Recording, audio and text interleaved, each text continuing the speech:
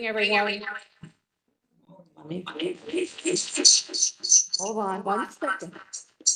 There we go. You good? Yeah. Okay. Good morning, everyone. Welcome to Board of Zoning Appeals for this Monday, September 18th. Ms. Kupa will start for us with the preamble. Thank you. My name is Liz Kupa. I'm the Secretary of the Board of Zoning Appeals. And I'm going to read the preamble for you and those on the phone this morning. It's Monday, September 18th.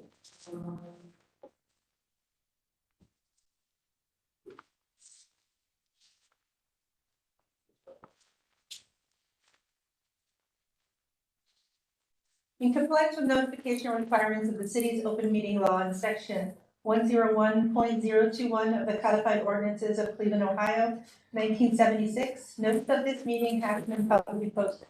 All boards and commissions under the purview of the city planning department conducts its meetings according to Robert's Rules of Order. Actions during the meeting will be taken by voice vote. Abstentions from any vote due to a conflict of interest should be stated for the record prior to the taking of any vote. In order to ensure that everyone participating in the meeting have the opportunity to be heard, we ask that you use the raise hand feature before asking a question or making a comment. The raise hand feature can be found in the participants panel on the desktop and mobile version and activated by clicking the hand icon. Please wait for the chair or facilitator to recognize you and be sure to select unmute and announce yourself before you speak. When finished speaking, please lower your hand by clicking on the raise hand icon again and mute your microphone. We will also be utilizing the chat feature to communicate with participants. The chat feature can be activated by clicking the chat button located on the bottom of the WebEx screen. Please note that calling users can unmute by using *6. All meeting activity is being recorded via the WebEx platform. These proceedings are also being live streamed via YouTube for public view. We've provided a link to the meeting for those who wish to speak on a particular case via our website and email. All requests to speak on a particular matter have been considered. We've also received emails from those who have provided written comment on a particular matter. Back to you, Madam Chair. Great. You want to call the roll, please? Sure. Ms. Holzer will be absent today. Ms. Roca? Present. Ms. Wilson? Present. Ms. Bates? I am here. Madam Chair, we have a quorum with 3 members this morning. We should probably state for the record that with the 3 members, the appellants risk a failure of a motion. You have to have a unanimous vote of the 3 members that are here today. So if there is not a unanimous vote, then you are, then the decision is, or the variance is denied, and the decision of building and housing will remain. So if you're feeling uncomfortable going forward today with the 3 members, you can ask for a postponement and we can reschedule you out. I know that we do have a date for the new member, and that's October 2nd. Okay.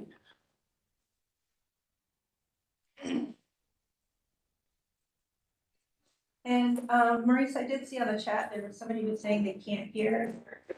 I'm assuming that everyone else is okay because we didn't see any. Is the green light on that microphone there? Yeah, it is. Yes. Well, we know that it works because Priscilla's feedback was proof that it. Right. That was just a test. Right. Okay, that's all that we think. Okay, great. Postponements? We have no postponements or withdrawals. Okay, excellent. That's correct, right? And- Maurice didn't send you anything, did I, Maurice? Sorry, man. That's okay. Yes. We're good? Thank you. Still no council people? No. All right. So we'll begin with calendar number 23-148. Okay, are you comfortable with moving forward with Madam Chair, I take that back. Councilman Hairston just logged in. Okay, sorry. As a courtesy to the council people, we move them to the front of the agenda in the order in which they He arrive. doesn't have a case. Oh, he doesn't have a case. All right. Should we ask him? Yeah, Councilman, can you hear us? Yes, I can. Good morning. Good morning. We're looking at the agenda and we don't have a case for you on this morning. I think I am a week early. I just noticed that. My All sincere right. apologies. You all Well, continue with your business. Thank you. Thanks for joining us. We'll see you next week. Yes. All right. Bye-bye. Bye-bye. All right, ma'am, back to you. If you'd like to step forward and join us at the table. Thank you so much. And Ms. Roca's kindly agreed to read the case into the Record. record. Thank you. It's Monday. It is, and this is my first cup of coffee, so, yeah. All right, we are hearing calendar number 23-148, 12728 Bel Air Road. Mission Cristano proposes to construct a new church building in a local retail district and is denied due to the following. The owner appeals for relief from the strict application of the following sections of the Cleveland Codified Ordinances that relate to parking and landscaping as stated in the agenda In the public record. and the public record. Thank you. All right. Ms. Wilson is going to do the oath. Okay, so I'm gonna administer the oath. When I finish, please state, I do, your name and your address. Okay, have you raise your right hand? Do you swear or affirm that the testimony you're about to give is the whole truth and nothing but the truth? Right. Okay, state your name and your address, please. My name is Vanessa Rivera, and I'm the pastor of the church. So I have been there since 2015. Okay. And just so that the record's clear, will you spell your last name, please? It's Rivera. Okay, thank you. And it's Vanessa? Vanessa. Vanessa. All right.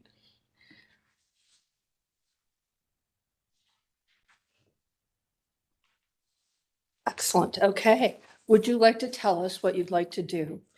So when we purchased the building in 2015, we, Oh, I'm Another- sorry. I got ahead of myself again. okay. We need history of the property, please. Yes, thank you, Madam Chair. This property was originally zoned general retail in 1929. In 2009, it was changed to the local retail business district. I believe, Madam Chair, that the most pertinent information here is that we have two variances on file. Calendar 12-182, variance was requested but dismissed to establish use as a taxi cab business.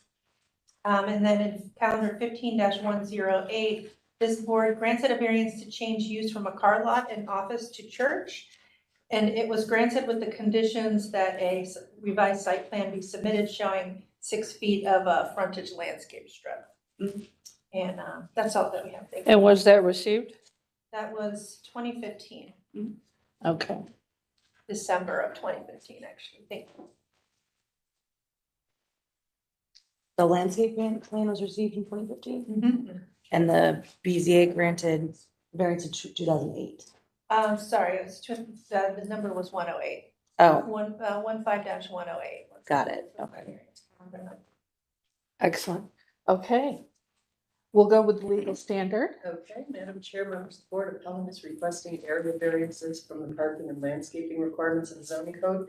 To obtain the area variances, appellant must prove that denying the request will create practical difficulty not generally shared by other land or buildings in the same district, will deprive the appellant of substantial property rights, and that granted variance will not be contrary to the purpose and intent of the zoning code. Great, thank you. All right, I'm sorry, Vanessa. Now you can go ahead and tell us what you'd like to do. So when we purchased the building in 2015, we converted it to a church, and we did apply for the change of use, and we complied also with the city for the parking because by that time it didn't have any parking. So we did that. At this time, we are urging more space because it only has capacity for 50 people. So, and we have some land that we can use in order to be able to build or expand the church facilities in order to accommodate the people that are coming and visit the church. So we had some landscaping done to the property when this was submitted to indicate where the structure was going to be in the land. It has some trees and bushes already planted in the street in the landscape, and also we have already 11 parking spaces that we have in the church. What we have done in the past when we do some events that are needing more space, we have a good relationship with a barber shop that is next to us. So he uses our parking lot during the day when he has clients and comes and need the spaces that we have in the parking because it's one close to the another. But also in the evenings, if we have more cars coming and we can use his parking lot during the evenings and the Sundays that they don't have any business doing that days. So, if that's not possible, we have also ushers that can do like valet parking, that we can help people park one in front of the other, and that way we can, is there anybody that can or needs to leave, we have already the people that can move the cars and be able to accommodate whoever arrives to the church. So that's the things that we are in mind to do. We hope that we can build, but we are exploring different ways, or even metals or steel structures, prefabricated structures. So we are exploring what is the best fit in regards of the money and time. Sure. But at the same time, we are in need of making space available for the people that come and being able to do ministry and missions in the community that we are. What's the size of your congregation at this point? At this point, we are 50, 50? because that's the space that we have, Okay, the capacity. We don't have any rooms, we don't have any kitchen. It's just a small area that we worship. So that's why we are in need Okay. of that. all right. Is it crucial that you stay in that location? Are you drawing your congregation from the immediate neighborhood? We haven't thought about that because since we own already the property, it's like, in regards of the finance, so we are trying to see if it's better to rent or to purchase. But the thing is, when we go to, make any loan, it's very difficult to borrow because we are a church. Sure. And so that's the difficulty that we have encountered in regards of making sure that we have that space. But since we own the property and we don't own anything in it, we feel that it's better to invest in what we have than exploring purchasing another place that we will not have the money to be able to purchase it. Well, I asked, have you been in contact with the council person or the CDC, the I- Community Development Corporation, I West tried Town? to several times to speak with them and left messages, but there was no return on the calls. I Okay, sent an email and I also talked to the secretary and left a message. But since I know that they are very busy with all the projects that are in the community, I have been a little bit knowledgeable about coming to the city and start the process, so I just Okay. needed to start it. that's fine. When do you have services? We have services on Thursdays, Sundays. And And- sometimes we have Bible study Wednesdays, Okay, and what are the hours of those? 7:30. We start at 7:30 in the evening until 9:30. Okay, And Uh, Sundays we start at 11, okay, 11 to like 12:30, 12:31. 1? Yeah. Okay.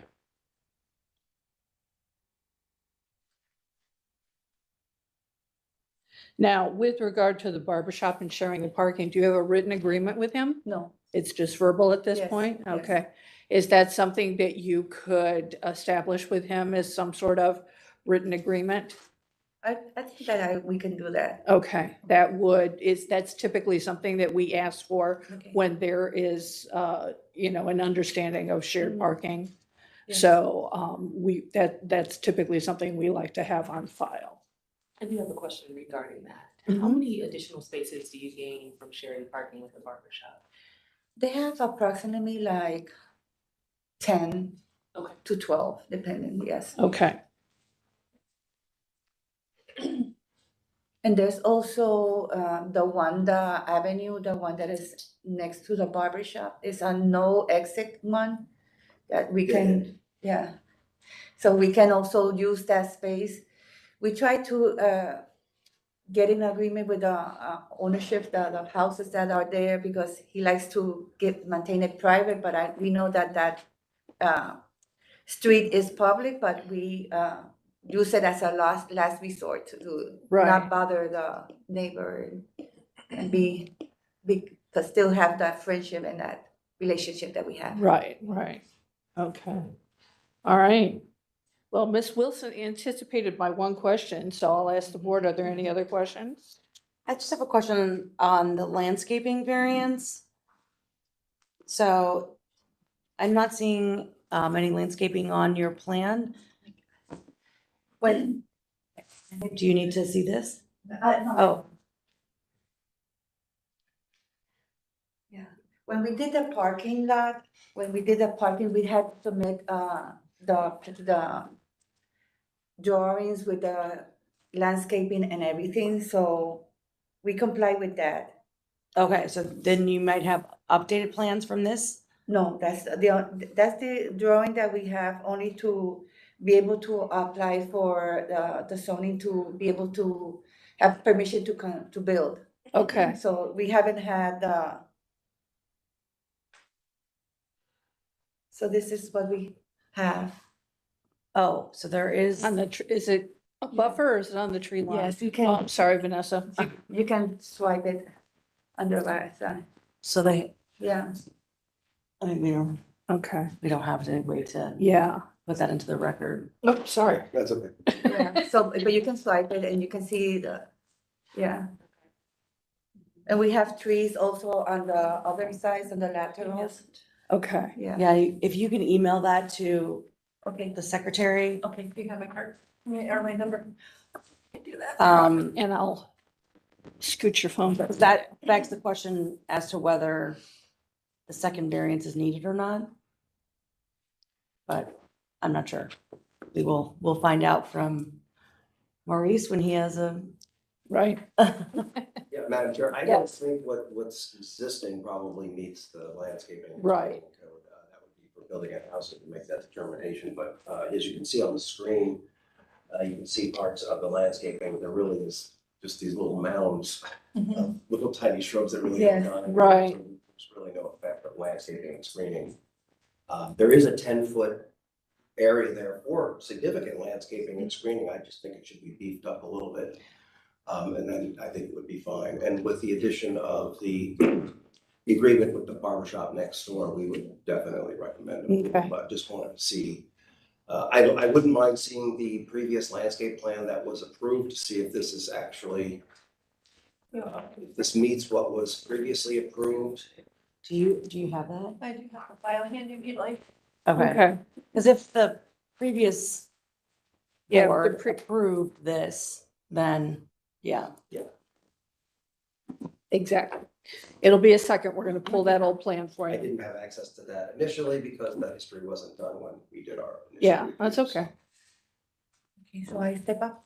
No, you can stay, you stay. Yeah, Just relax for Yeah, a we're minute. just, she's double checking something in the file. Okay.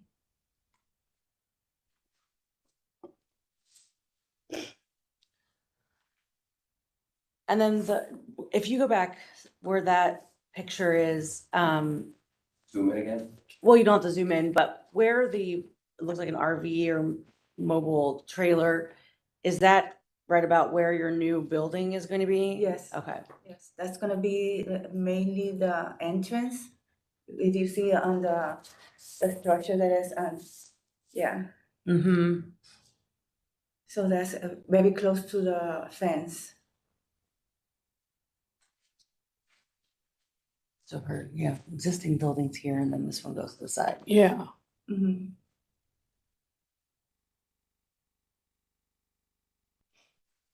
okay. An oddly shaped lot, It is. I'm trying to shaped like think. an arrow. Yeah. Yes, It's not much more detailed.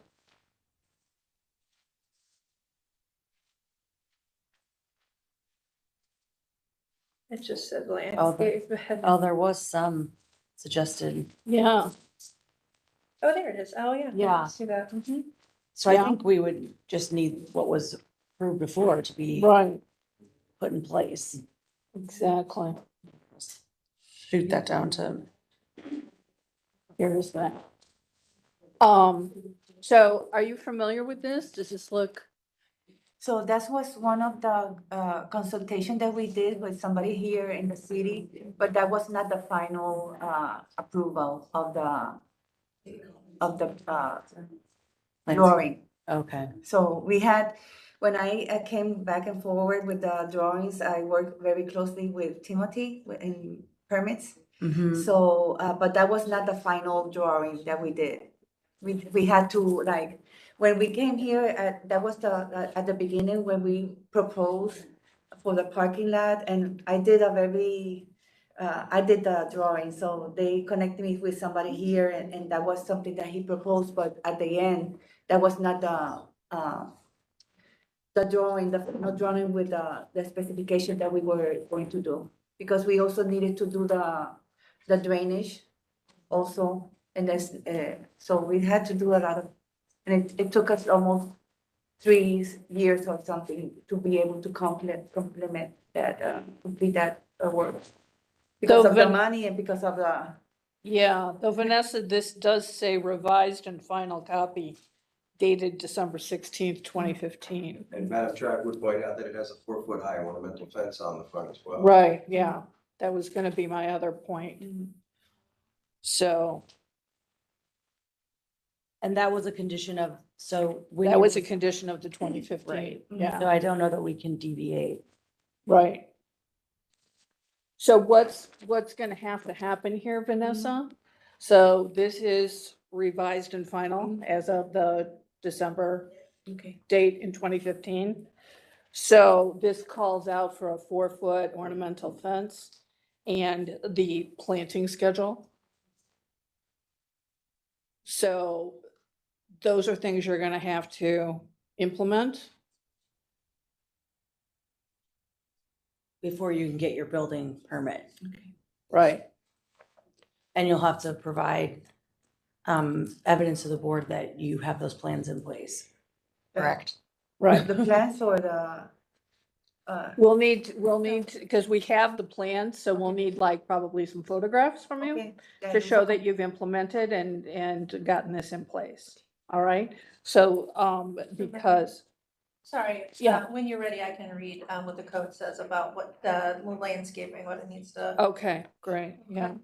So that would, because technically, you're not in compliance to Okay, this, okay. okay?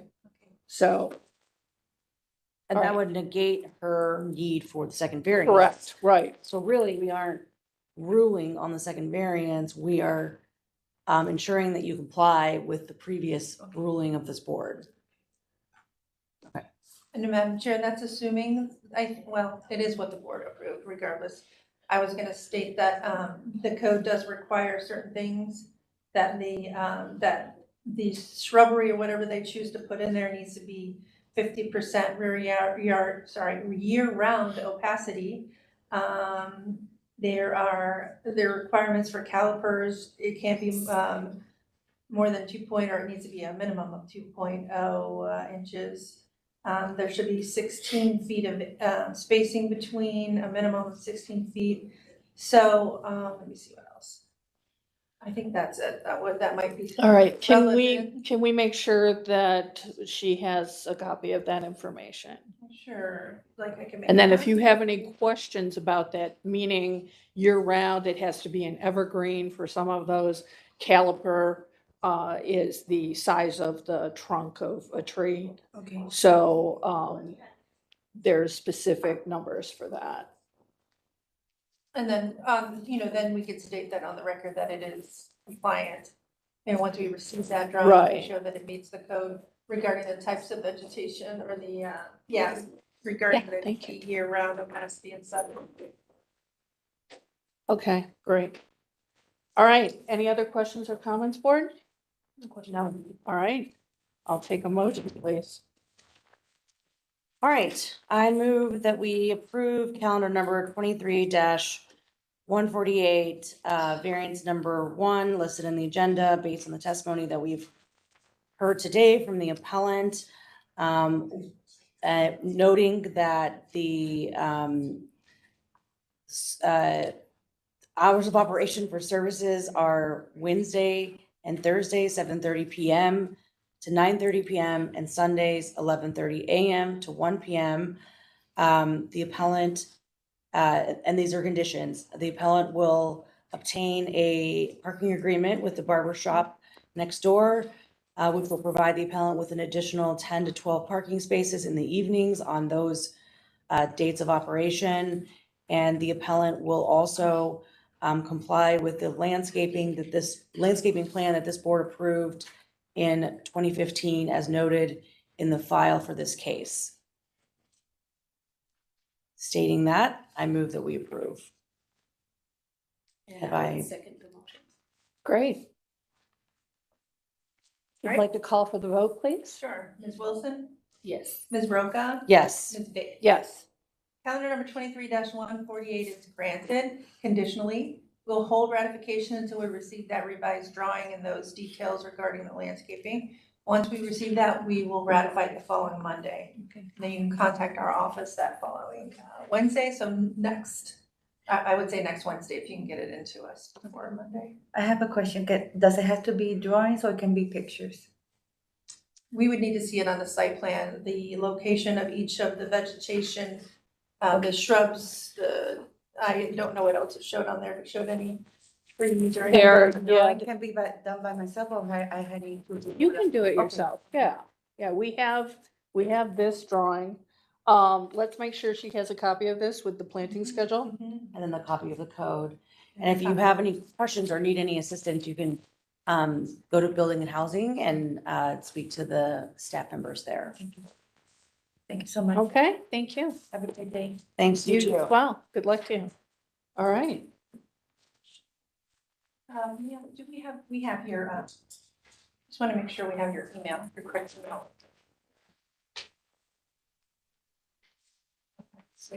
And do you know RIBERA 9155.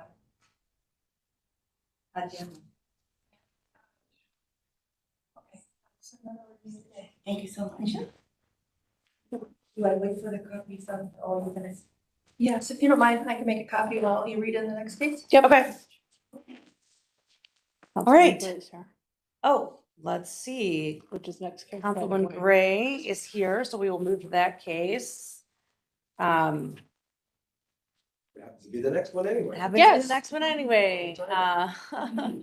We're moving to calendar number 23-149 at 2969 Martin Luther King Boulevard. Emergent Evolution LLC owner proposes to establish use as a residential facility for 5 occupants in a B1 two-family residential district. The owner appeals for relief from the strict application of the Cleveland Codified Ordinances as stated in the agenda and the public record. And Madam Chair, I will move it back to you. All right. Ms. Kukla has stepped away, so we're just gonna reverse things and we'll do legal standard and then go back to, Okay, Madam Chair, members of the board, appellant is requesting a use variance and an area variance from the minimum distance requirements of the zoning code. To obtain the use variance, appellant must prove that denying the request will result in an unnecessary hardship particular to the property such that there will be no economically feasible use of the property without variance, will deprive the appellant of substantial property rights, and the granting of variance will not be contrary to the purpose and intent of the zoning code. To obtain the area variance, appellant must prove that denying the request will create practical difficulty not generally shared by other land or buildings in the same district, will deprive the appellant of substantial property rights, and that granting variance will not be contrary to the purpose and intent of the zoning code. thank you.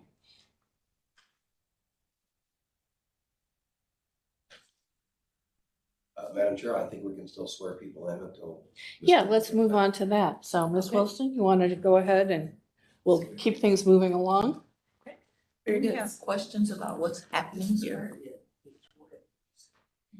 We'll swear you in first and then Yeah. we'll address your questions. Yeah, I'm gonna swear you in now. I'm gonna have you state your name and your address, and I do after I administer the oath. Do you swear or the testimony you are about to give is the truth and the whole truth? We'll start with you. I do. Tyrone Madden, 10437 Tolland Drive, in Minderville, Ohio. I do. Dorita Layton, 4456 North Abbey Road, Sheffield, Ohio, 44054. I do. Catherine Keith, 1302 Shire Drive, Macedonia, 44056. Okay. I do. Carolyn Hill Wright, 2959 Martin Luther King Jr. Drive, Cleveland, Ohio, 44104. I do. Councilwoman Gray, 601 Lakeside Avenue, Cleveland, 44115. Thank you. Madam Chair, is there anybody online that would be speaking? There's somebody. Yeah, Charlie is raised his all hand. right. All right, you can go ahead and call out the people online, Ms. Wilson, and swear them in. Charlie, can you please unmute, state your full name, your address, and I do? Charles Mayhew, 2980 and 2984 East 111th Street, Cleveland, Ohio, 44104. I do. Thank you. Is there anyone else online who wishes to speak on this matter? Okay, that's it.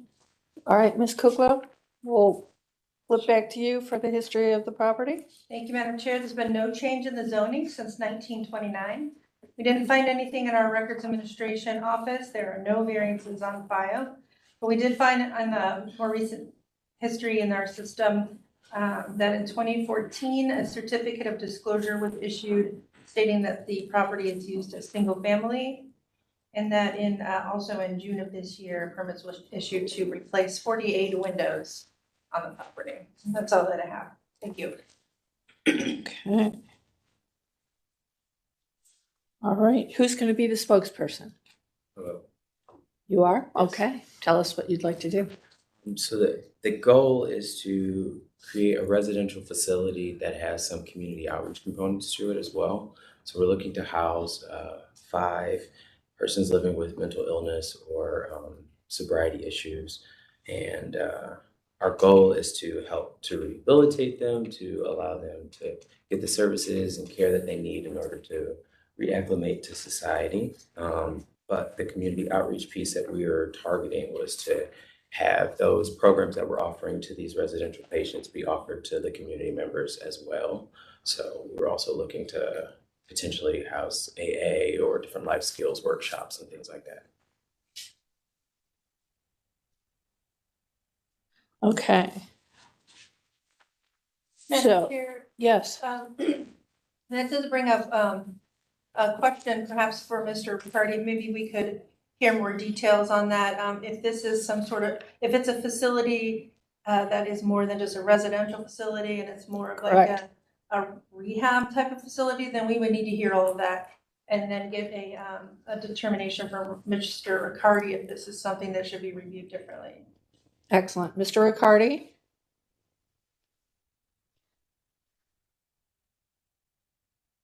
Is he on the call? This is Richard Riccardi.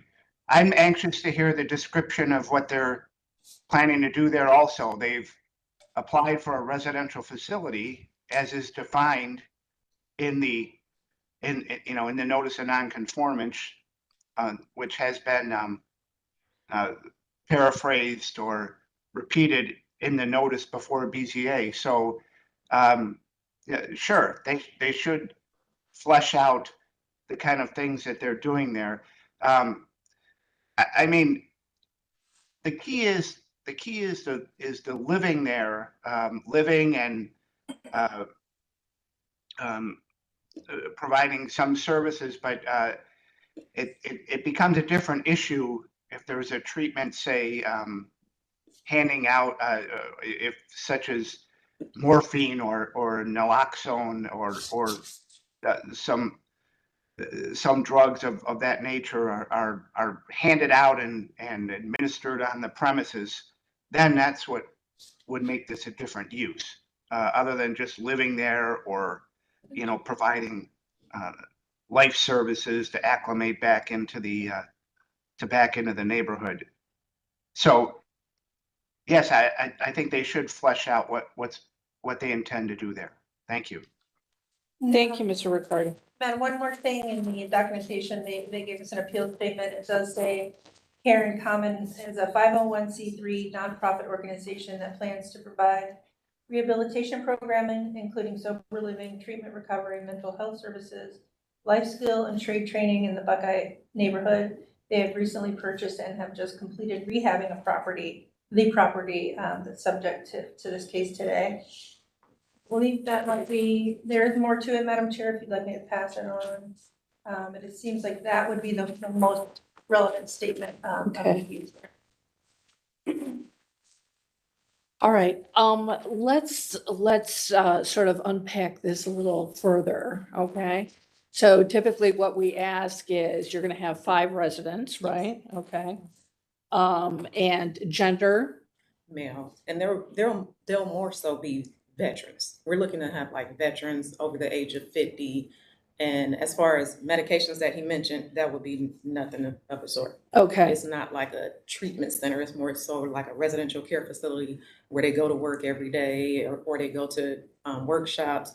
I've already spoken to Marlene at Zelma George, in which she's gave me the steps as far as how they'll attend workshops there throughout the day. But it's not like a treatment center, more so like a residential care facility for retired vets.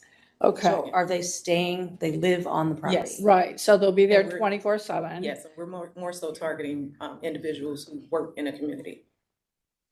And they're going to be employed full-time? Yes, employment full-time, and then they'll attend workshops, and like we said, we'll house workshops at our location as well. And we'll have an open door policy where we're welcoming the neighborhood to come in and, have an open house, and so they can see the facility, the home, in which I went door to door and I knocked on a lot of the residents' house. I now have 28 signatures as well.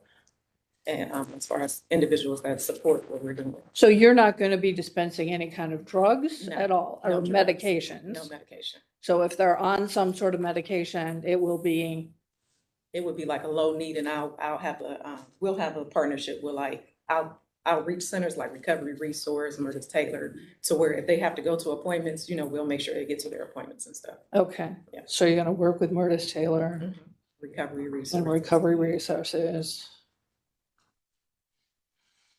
But we're looking to house people with, low needs, like some may not even have a need, they just need a resident to live at. Okay, and how many bedrooms? It's 5 bedrooms, 5 bedrooms, so 1 person to a room? 1 person to a room. Okay, and staffing? Yes, we'll be on staff. Okay, at all the 2 of times. you, Well, it's more than us, it's 2 of us, we're all family. So it's okay, my sister, my aunt is a nurse, so all of us will be on staff there. okay. Yeah. So someone will be on premise all the time? 24/7. Yes, How many bathrooms? it's 1.5. 1.5. We have brand new windows going in as we speak. I met them this morning.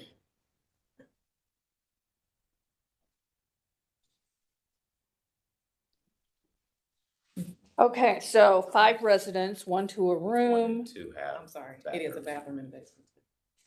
2.5 baths? 2.5 2 baths. half baths, 1 full. Yeah, 2. 1 full, 2 half baths, okay. Is the one in the basement, does it have a shower? No. No, it's just Just a half. toilet and sink. Toilet and sink. Okay. All right, sometimes you get a 3/4 bit Right. in the basement, so just wanted to be sure. All right. And will they have their own vehicles that we need to worry about parking, or? No, we're not. We're gonna pretty much provide transportation for them. Okay, Yeah, no. Are you providing meals? Yes, 3 meals a day, snacks, all that good stuff.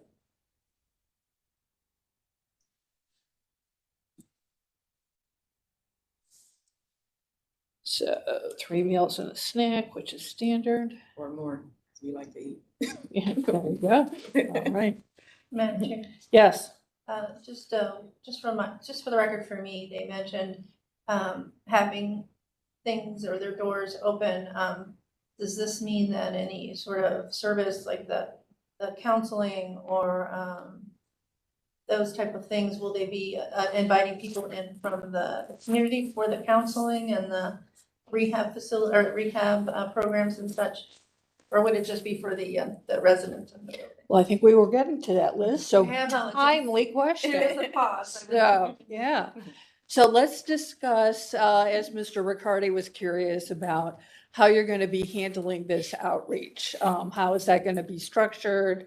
What's your vision for that? How do you see that playing out with people coming in? So for the workshops that we are intending, the biggest goal is just to get that the residents agree. But so provided that they do agree, we would be doing things like AA, or there's a where's the kitchen?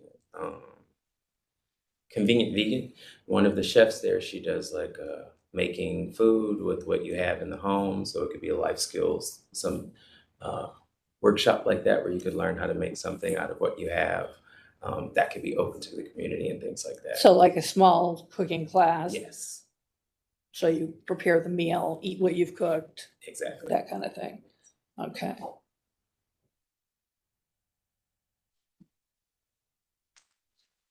Anything else that you're thinking of? So we did the AA, we're talking about cooking classes. We have a relationship with KeyBank that we try to do credit repair and like mortgages and things like that. So Okay. it's something that we entertain the thought of. But at present, we're Okay. think tanking.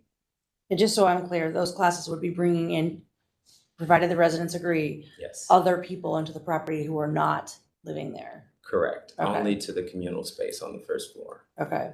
which would also have a half bath, so they wouldn't have to travel throughout the home. And what would be capacity for that? I wouldn't anticipate more than 10 to 15. Okay. Looking to invite our neighbors. Okay. And in summertime, you could do something outside, that Yes. sort of thing. Just to make the neighborhood feel comfortable Mhm. and know that we're there all the time. All right. And who are you working with to identify the residents? I'll be working with the veterans, the veteran, The VA? VA.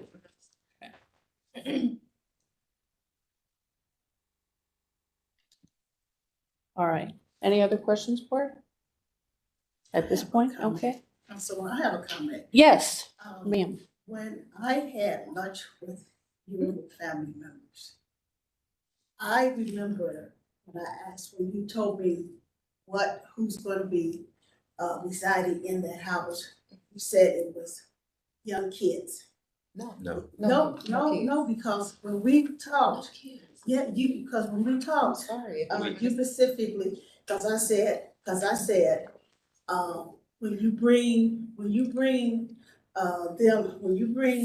them into the house for you to be connected with the community, that's when I said, go to Zelma George and talk with the director, so the kids can have something that provided for them in the community as like providing, creating some type of program, some type of connection, some type of games or something. Whereas I said, that's the reason why I say go to Zelma George, so that you can create some games or create a program for them to go to be connected to the rec center, as well as them being engaged in the community. And also said go to Benedictine to talk to them, because of the conversation, that's why I said for you to connect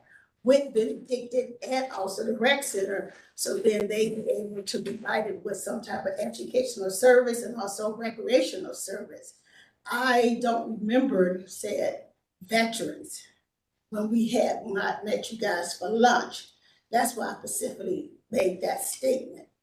So just make it more clear to me. Yes. On that aspect, because I said, talk to all the residents on Martin Luther King Boulevard, so they can know who you were bringing into that house, because whatever they say, I'm going to agree with them.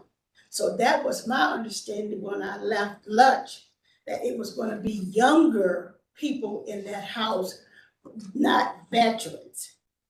So what did I miss? So I believe you're conflating a few details. The biggest one is that I mentioned that we work in childcare, and a lot of the things that we do That's why. I deal was with so children. thinking So about we children. have experience dealing with children who are along the spectrum of autism or who require additional resources that we have to bring in. And we were saying how we can tap on those resources to bring them here.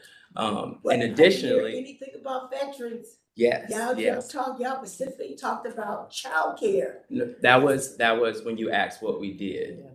Okay. Before that, we had mentioned veterans, and then we also had the conversation about how we wouldn't be looking to house anyone with violent criminal histories, so that we can make sure that Reentry. I said no right. reentry. Yes, because that's that was exactly what we something said. that No the reentry. residents- So we're dealing with safety, Mhm. and they were already apprehended about safety issues. Yes, Not and then we going to put also in one-way reentry, but I know for a fact in Martin Luther King Boulevard they have not ever had a group home, and I know this is something that would be uncomfortable for the residents even to consider to have any group home on that historical Martin Luther King Drive. Yes. That's why I specifically said, talk to them, because when I left, I was thinking about childcare, yeah. not veterans. And then when we talked about Zelma George, you brought it up to say that you had brought a cooking program there.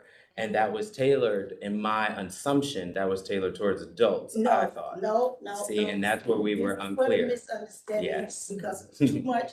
When I left that meeting, I specifically said, go to Zelma George. Yes, and and that's talk what with we the- did. Talk to the director and see if you can create a program for the youth so they can have someplace else to go in the community other than just being at the house. Yes, see, And our that's why I said, target was talk for to the veterans Benedictine, to have because something the there. kids gonna be in the community, maybe because Benedictine have a lot of outside programs, they have a lot of internal programs, and maybe you're able to connect with them since these are young kids, and they can have someplace else other to Yeah. go in the community. And then Benedictine was brought up because you said that they were thinking of expanding, so they were going through the zoning appeals as well. So you said we should probably reach out to them because they would be a helpful resource.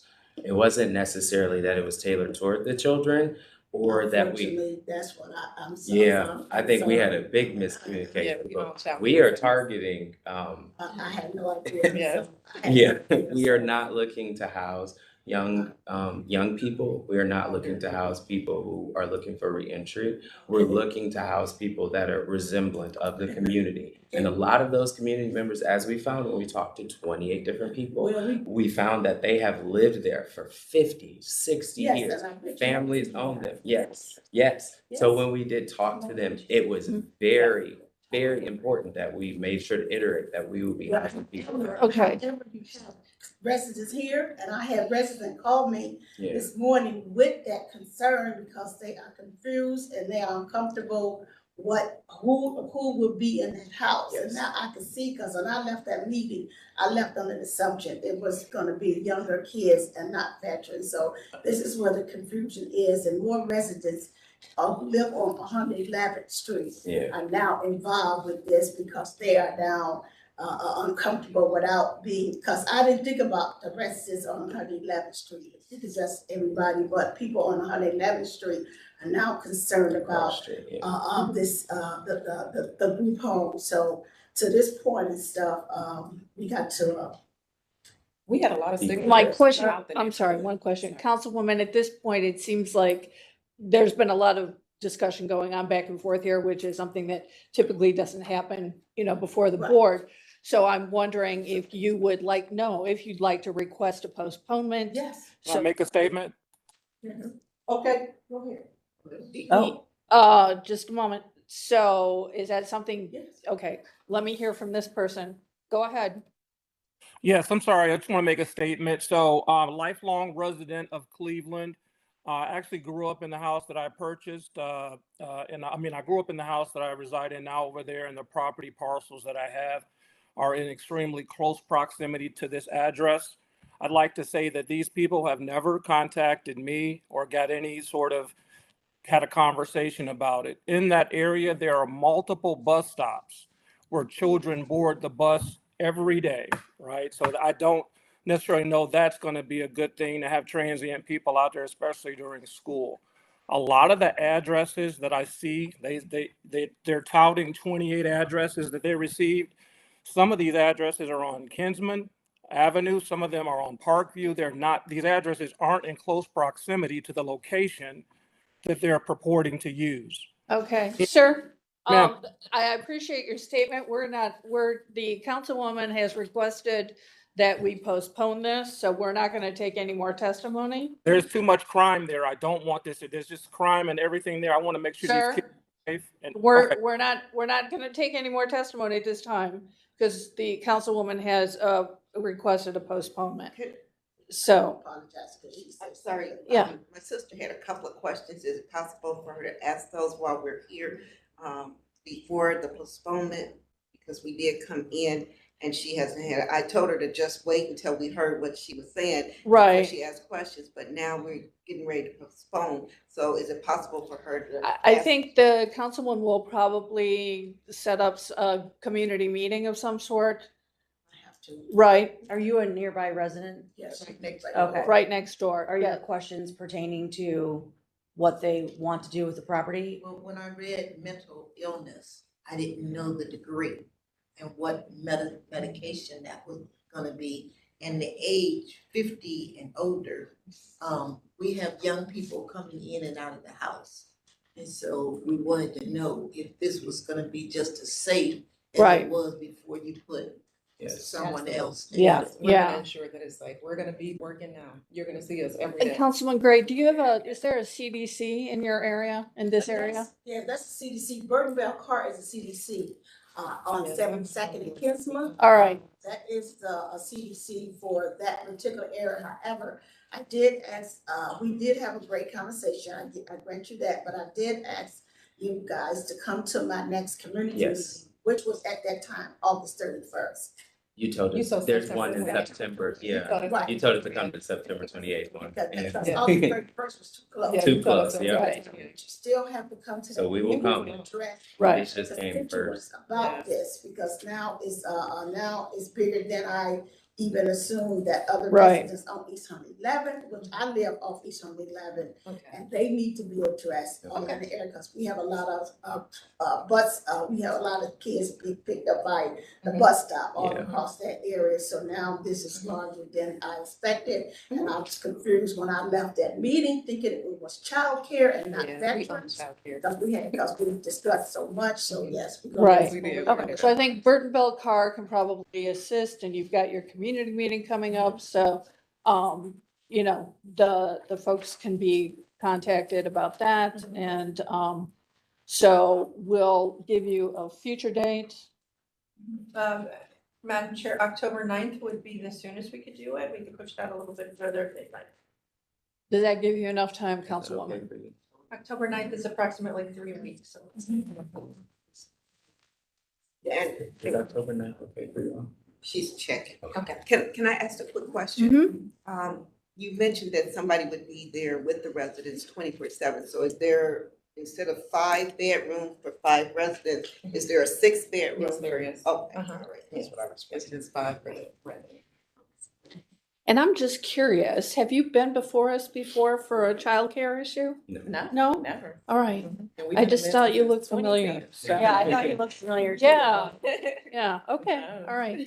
Okay, so September 28th is your I do know meeting. name, I hate to step backwards, but if the appellant can't make, or sorry, the neighbor that's online can't make to the next meeting, maybe we should take his comments for Okay, for that sake, because it'll be part of the record. at that meeting. right. So, Mr. Mayhew, are you able to make the, what day did we get them? October October 9th. 9th. Are you able to be with us October 9th? If I get another letter like I got here, I can absolutely make sure I make time for it. This is Okay, important to me, so I'll make sure I'm there. I'll also make sure I'm at the community meeting. excellent, that's great. Okay, we're good then. Yes, thank you. All right, so you're postponed and we'll see you back. Thank you. And, Thank Yeah. I was- okay. Moving on. Thank you, folks. Thank you. All right. Any other council people, Maurice, at this point? Okay. No. All right, so we'll go to 23-150. All right. And are we, Liz, are we? No, these are two, they're unrelated, right? They're That's different correct. properties. Okay. All right, All excellent. right, moving on to calendar number 23-150 at 6600 Lexington Avenue. Catholic Charities Corporation proposes to install a monument sign with an electronic message center and appeals to the Board of Zoning Appeals for relief from the strict application of the Cleveland Codified Ordinances as stated in the agenda and the public record. Madam Chair, back to you. Thank you. All right, do we have anyone present in the room for this case? Sir, if you want to step forward. And we have someone online, so Ms. Wilson will do the oath. I am going to administer the oath. I will have you raise your right hand and respond with I do, your name and your address. Do you swear or affirm that the testimony you are about to give is nothing but the truth? I do. And my name is Samson Tedunjaye, and I live in Cleveland Heights. The address is 2540 Bolton Road. Okay. Cleveland Heights 44118. Sure, we have a court reporter who's online, so I'm gonna ask you to spell your name for us, first name. The first name is spelled SAMPSON. The last name is spelled TEDUNJAIYE.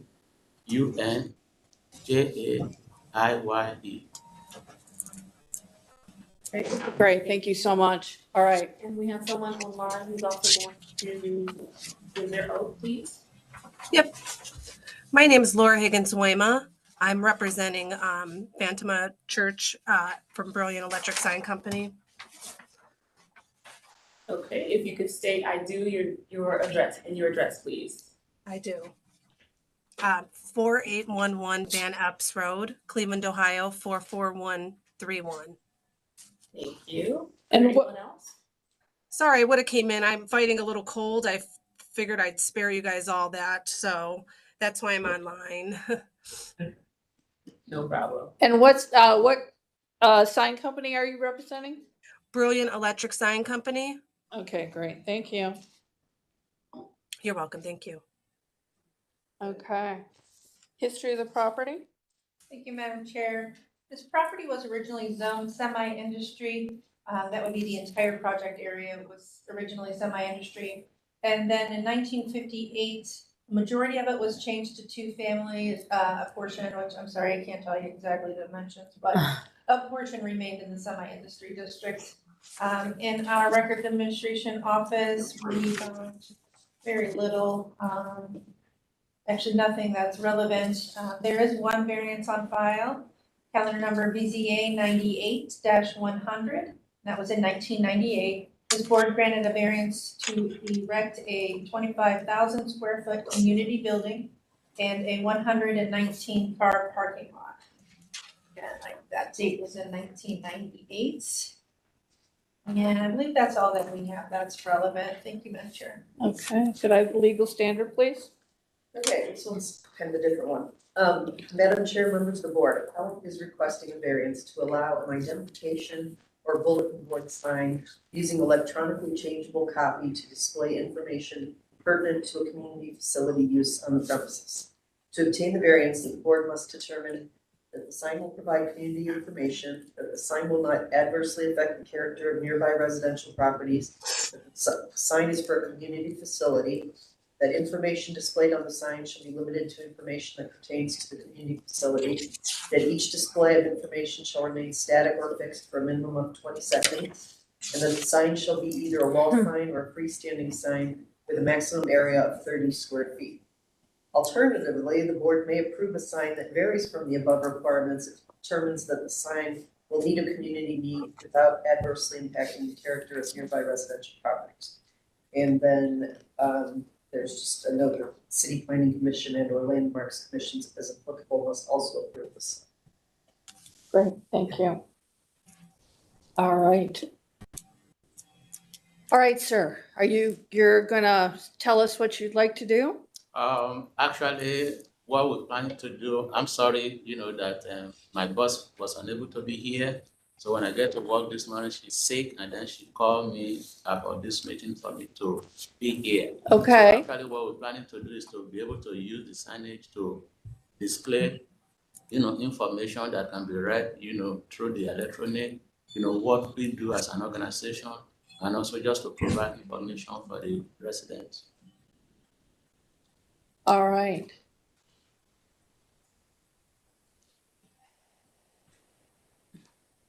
So you are part of the Fatima? Yes, I'm part of the Fatima Family Center. Okay. Maurice, do we have elevation view There should be a of site. of the building? So it's a ground sign? It's a monument sign in front of the building. Right, I just wanted to see the building. It's right.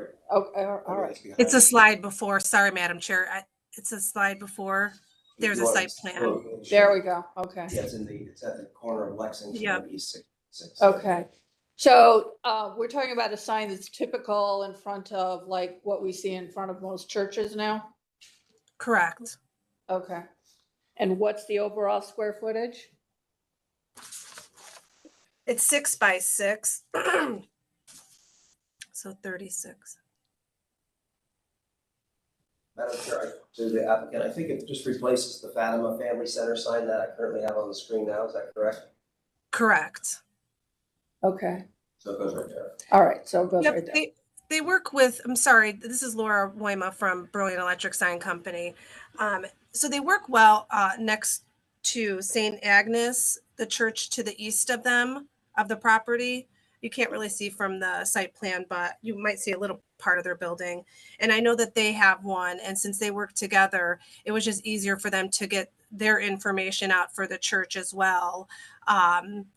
And this is the new thing that churches are doing. I know that there's different codes.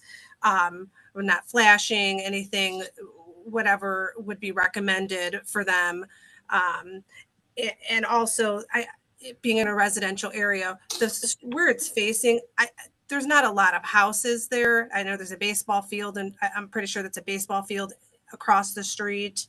The houses, the residential seem to be behind the church to the south. What's the size of the existing sign?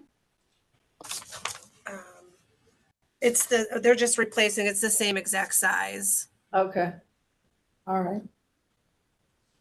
Okay, any questions? I do want to go through the items in the legal standard to make sure that we have covered them all. So just for the appellant, what kind of information is the sign going to have? Is it going to be information for the community? Can you speak to what you're going to put on the sign? Well, I can speak to as much as I know in terms of information. We're family center, in terms of, information about our program, what time we open the building and what time we start the building. Like for now, we're planning for our benefit breakfast, so that information can be on the board for people to know that our benefit breakfast is on this day, from this time to this time. So those are the information that we need to be. Okay. So that sounds like community information. Yes, just community information. And then we've talked about nearby residential properties that most of the homes are not across behind this property. Is that correct? Yes. Okay. Actually, we have the public library just beside us there that is just built about a year ago. And then we have the Lake Park in front of us. And of course, we have the church also beside us who have the same Type of sign. Yes. Okay, great, thank you. And then, so the information that's going to be displayed on the sign, it's going to just relate to your facility. So you're not going to do any advertising for any other, Not for any other and that includes other churches. Okay, so no advertising.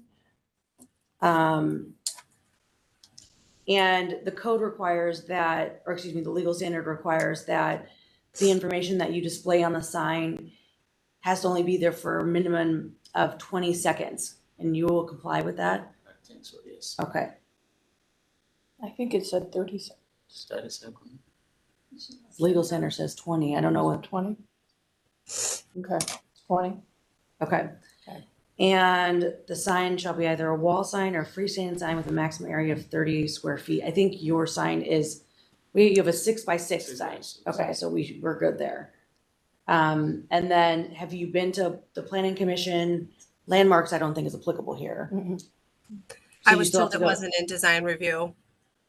Sorry. So I'm sorry, Miss Higgins. So you don't have to go to landmarks because you're not in the landmarks district, but have you been to planning commission? No, I thought they said BZA had to be first. Okay, so we just need to condition any Yeah, but motion on that.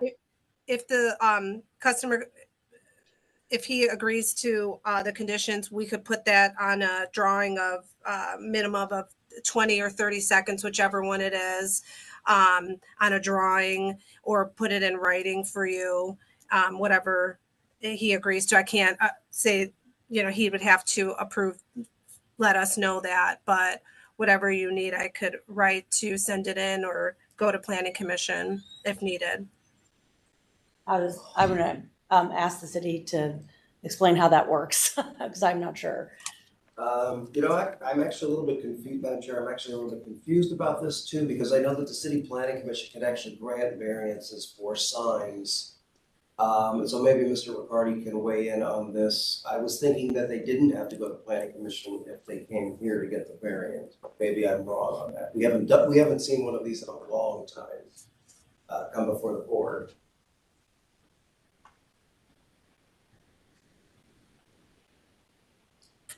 So you were asking Mr. Riccardi to Yes, respond, right? If he's still online. Right, I see him there. see there.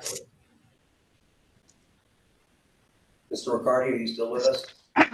All I can state is that the code requires both the Board of Zoning Appeals and it's not in a design review district.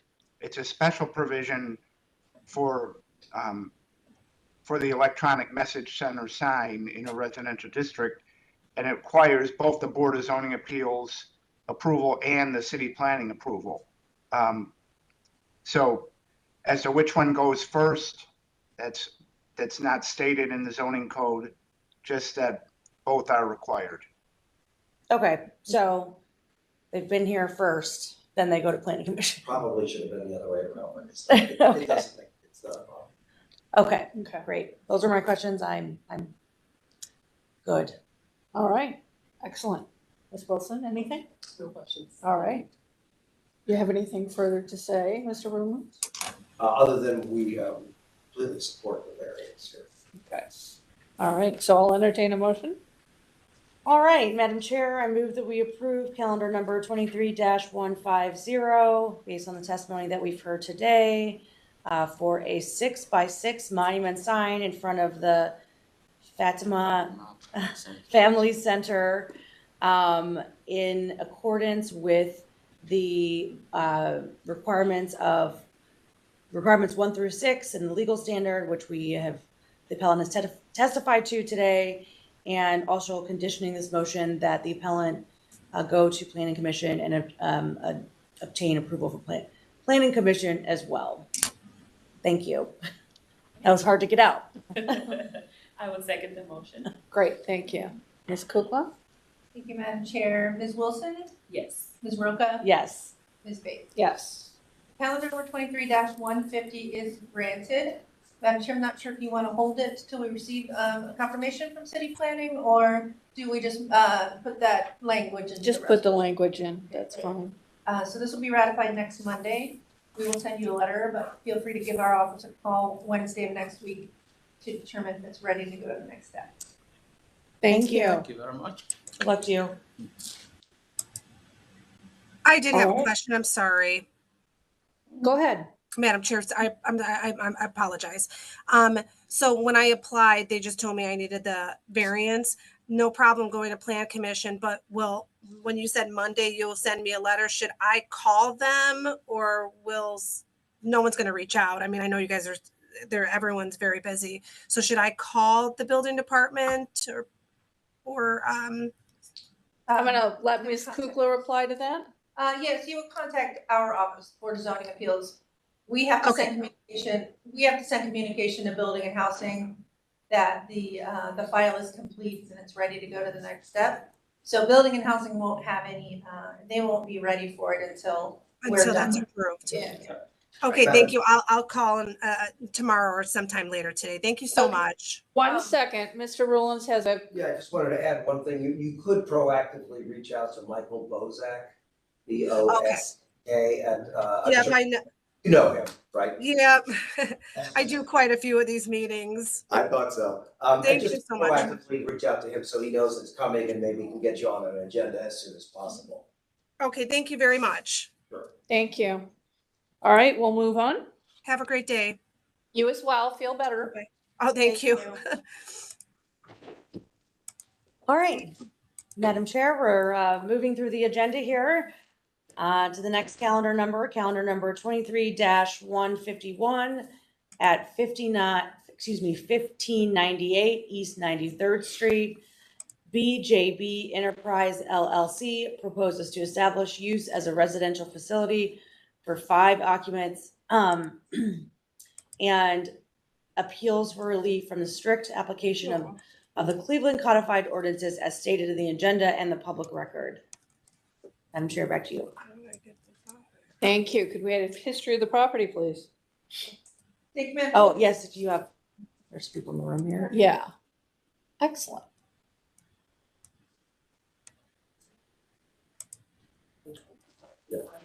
Yep. You want to speak to this case? All right. We get everybody situated. Oh.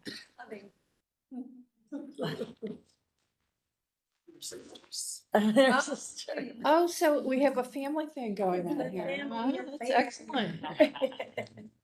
Madam Chair, we didn't find very much information on this property. There's been no change in the zoning. We found no variances on file and nothing of note in the Records Administration Office, as well as in the more recent history. We see that there was a rental violation issued on the property, perhaps a license wasn't issued or something, and that was in July of last year. That's all that I have, Madam Chair. Okay. All right, legal standards? Madam Chair, members of the board, Helen is requesting a use variance and an area variance from the minimum distance requirements of the zoning code.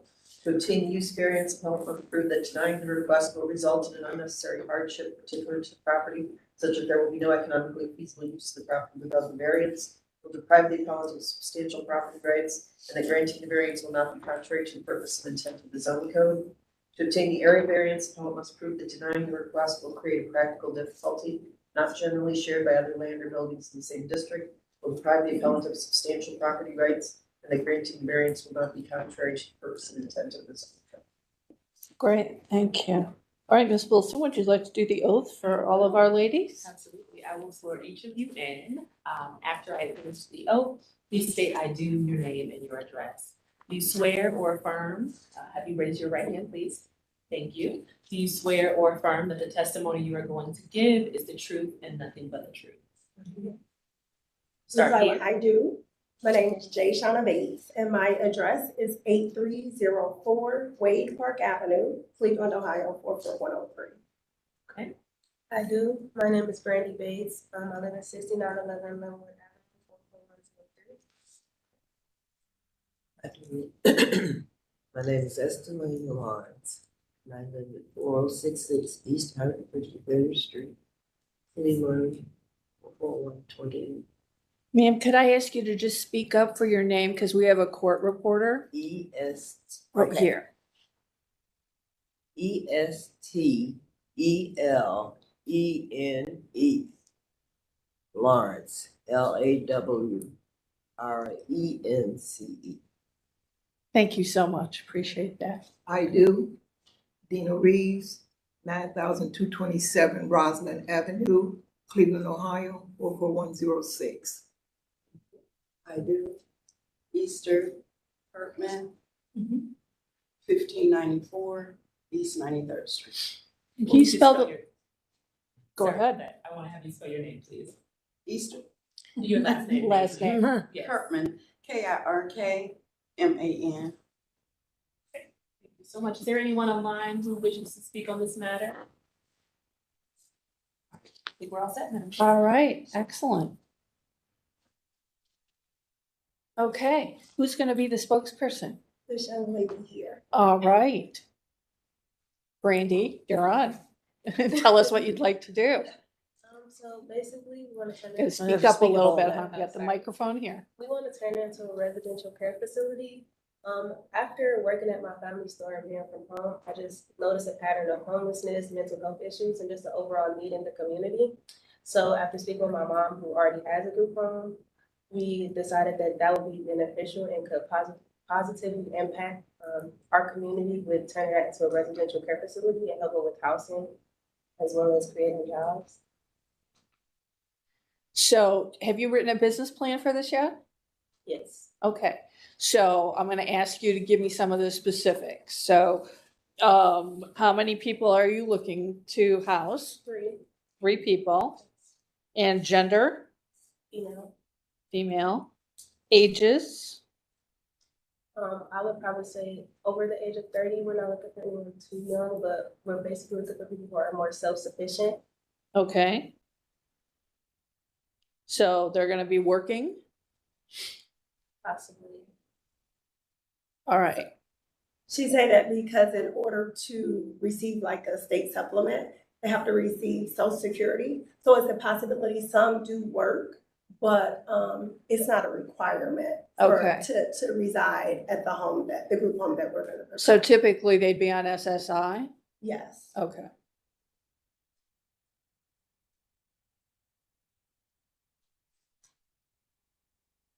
And staffing? We will have staff, yes, we will have staff, but the people will have caseworkers as well. Okay. But we will have someone that goes like, so in the morning, because we have to provide meals, we have to provide all Right. the necessities. So there will be someone that's there throughout the day. And we live in a community, we're around the corner, a phone call away, any issues, anything, we're there within a zip. But we will have someone there during the day, they probably leave around 9 p.m. We have like the nurse, and then like she stated, they'll have caseworker and things of that nature. We would be, and one of the family members will frequent there often. So what's I need to know the shifts of the staff. So we'll say 9 to 2 and then 2 to 9. So definitely 2, and then we might have a part-timer in there as well, depending. But starting off, we would do 2 shifts. So a 9 to 2, that person would cover breakfast and then lunch. And if there's any transportation needs, like say there's something in the community in regards to a food giveaway or anything that they're good at the recreation center, if they want to go to the library, we provide transportation as well. So then the second person would come in from 2 to 9, which would cover any type of snacks as well as the dinner. Make sure if there's meds, because they're going to be self-sufficient, but if they need a reminder for the meds or if we need to speak with a caseworker, someone will be there to make sure that's done. So you're not gonna be, actually, no staff is gonna be dispensing meds? No. They'll be on their own for that? Yes. And from 9 p.m. to 9 a.m., there will be no staff on site? Correct. That'll be considered our quiet hours. So technically, they should be in, already had dinner, whatever their chores are, those should be completed. They might stay up, watch television, whatever the case may be, but the house is pretty much down for the night.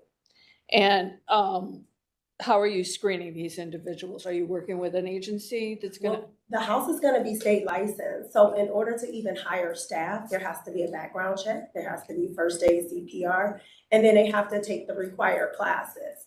So, no, I'm not using any outside agency. We have multiple businesses in the community, so we have a lot of people looking for jobs. So, of course, you know, with the background check and the required classes and whatever the state requires, they will meet that requirement. But And what's the situation on mental illness or substance abuse issues? Anyone in recovery? Anyone classified as mentally ill? so there's a possibility, not really sure. That would be up to the staff to, once we do our interview or our intake process, to determine like, no, that's not someone we would allow. So any individual that we allow to live in the facility, we do an intake process. So we meet with a caseworker, we find out all the background information, and then we make a decision to make sure it's a fit, because we don't want to cause issues in our community. So, you know what I'm saying, at the end of the day, we want the people that live there to be as if they're our neighbors. So we're not gonna just let anyone move in. All of the neighbors will have our telephone number, whatever it is that's needed so that everyone is comfortable. We are willing to do that. Again, we have one on 79th right now. It's a 5-bedroom with men in it. We haven't had any issues. We've had a call from a neighbor a time or two because they're out on the porch late, but we go immediately because we live around the corner. My whole family, like everybody live in the community. All right. So how many bedrooms is this house? The house has 3 bedrooms. So this is gonna be one person to a bedroom. Absolutely. And bathroom situation? There's 1 bathroom, 1 full bath. One full bath Yes. on the second floor? She's talking. I have to go over. I'm sorry. She's here like this, looking at me like, okay, I'm sorry. Go. Well, sometimes this is intimidating, so, I'm just you here to have her know, back. yeah. So, Brandy, go ahead. What else would you like to share with us? And now the floor. Okay, I'm sorry. Okay. The bathroom's on the second floor? Yes. Okay. All right. Are there gonna be activities in the house for these ladies in their off hours? Like, is there any sort of like finished basement? They can go down and play music down there or whatever? So yes, it is gonna be like a community area. So we have the living room, the dining room, the kitchen. We'll have a washroom in the basement, as well as a space if someone's upstairs watching something and they don't want, to keep down any type of confusion. As far as like daily activities, again, providing transportation, we usually put up a calendar. We also do field trips, like we take them to baseball. We haven't been to baseball. We went to hockey and basketball. So we take them on trips to do our own activities with the different members, as well as anything that's going on in the community. Once we get the calendar, we'll transport them there. We're doing things in a house. It's just more so like, at the house on 79th, we have like a pool table, we have library area, things of that nature. And we have strict hours posted. So you can't start doing all this stuff too early. So before 9 a.m. is something, and then after 8 p.m., it's like you have to really be chilling. We have any complaints, then we sit down, we have a meeting, make sure everybody understands. We have to get caseworkers involved, whatever we have to do, that's what we do to keep the peace. So you said that 9 p.m. to 9 a.m. are your quiet hours. So no music, no TV. So we have individuals, they like to watch television at night, but we have a max on the remote and the television, and I'm going off of the house that we're running now. So if it's after quiet hours, you can't have it up past, I'm gonna say 10, whatever it is. Like, we're not gonna tell you can't watch television if you can't sleep, but you have to be respectful of others. The good thing in the house on 93rd is the bedrooms are upstairs. The area where they will watch television is downstairs. So that's fine. Like the house we have now, we have a bedroom on the first floor, so there were complaints, and that's how we came up with the whole okay, as an adult, you might want to watch TV a little late. Just keep it down to a certain level, but like no music, no company, things like that. Okay, great. So obviously, no sleepovers. Oh, absolutely. No entertaining people in the house. No, you can't, there can't be any sleepovers, but say if it's a young lady, because this is our first time doing a group home for women, if they have children, there's visiting hours. So you can have a visitor and they're to be indoors, or if you sit on a porch, that's fine. Like, I want you to live freely but respectfully, just like we do. Certain things you just can't do, period. So no overnight visits, no, that's not allowed. It's in our rules that they sign off on during the intake process. Make sure everybody understands. Along with, once we get their clients and we sit, you know, you make it according to who's coming in. Everything don't fit everybody. Let's make it work. We're listening. We want to make sure we provide a safe, comfortable environment that you want to be in. You want to respect the rules. So that's our goal. Okay. I'm done. All right. All right, I'm gonna go to the ladies.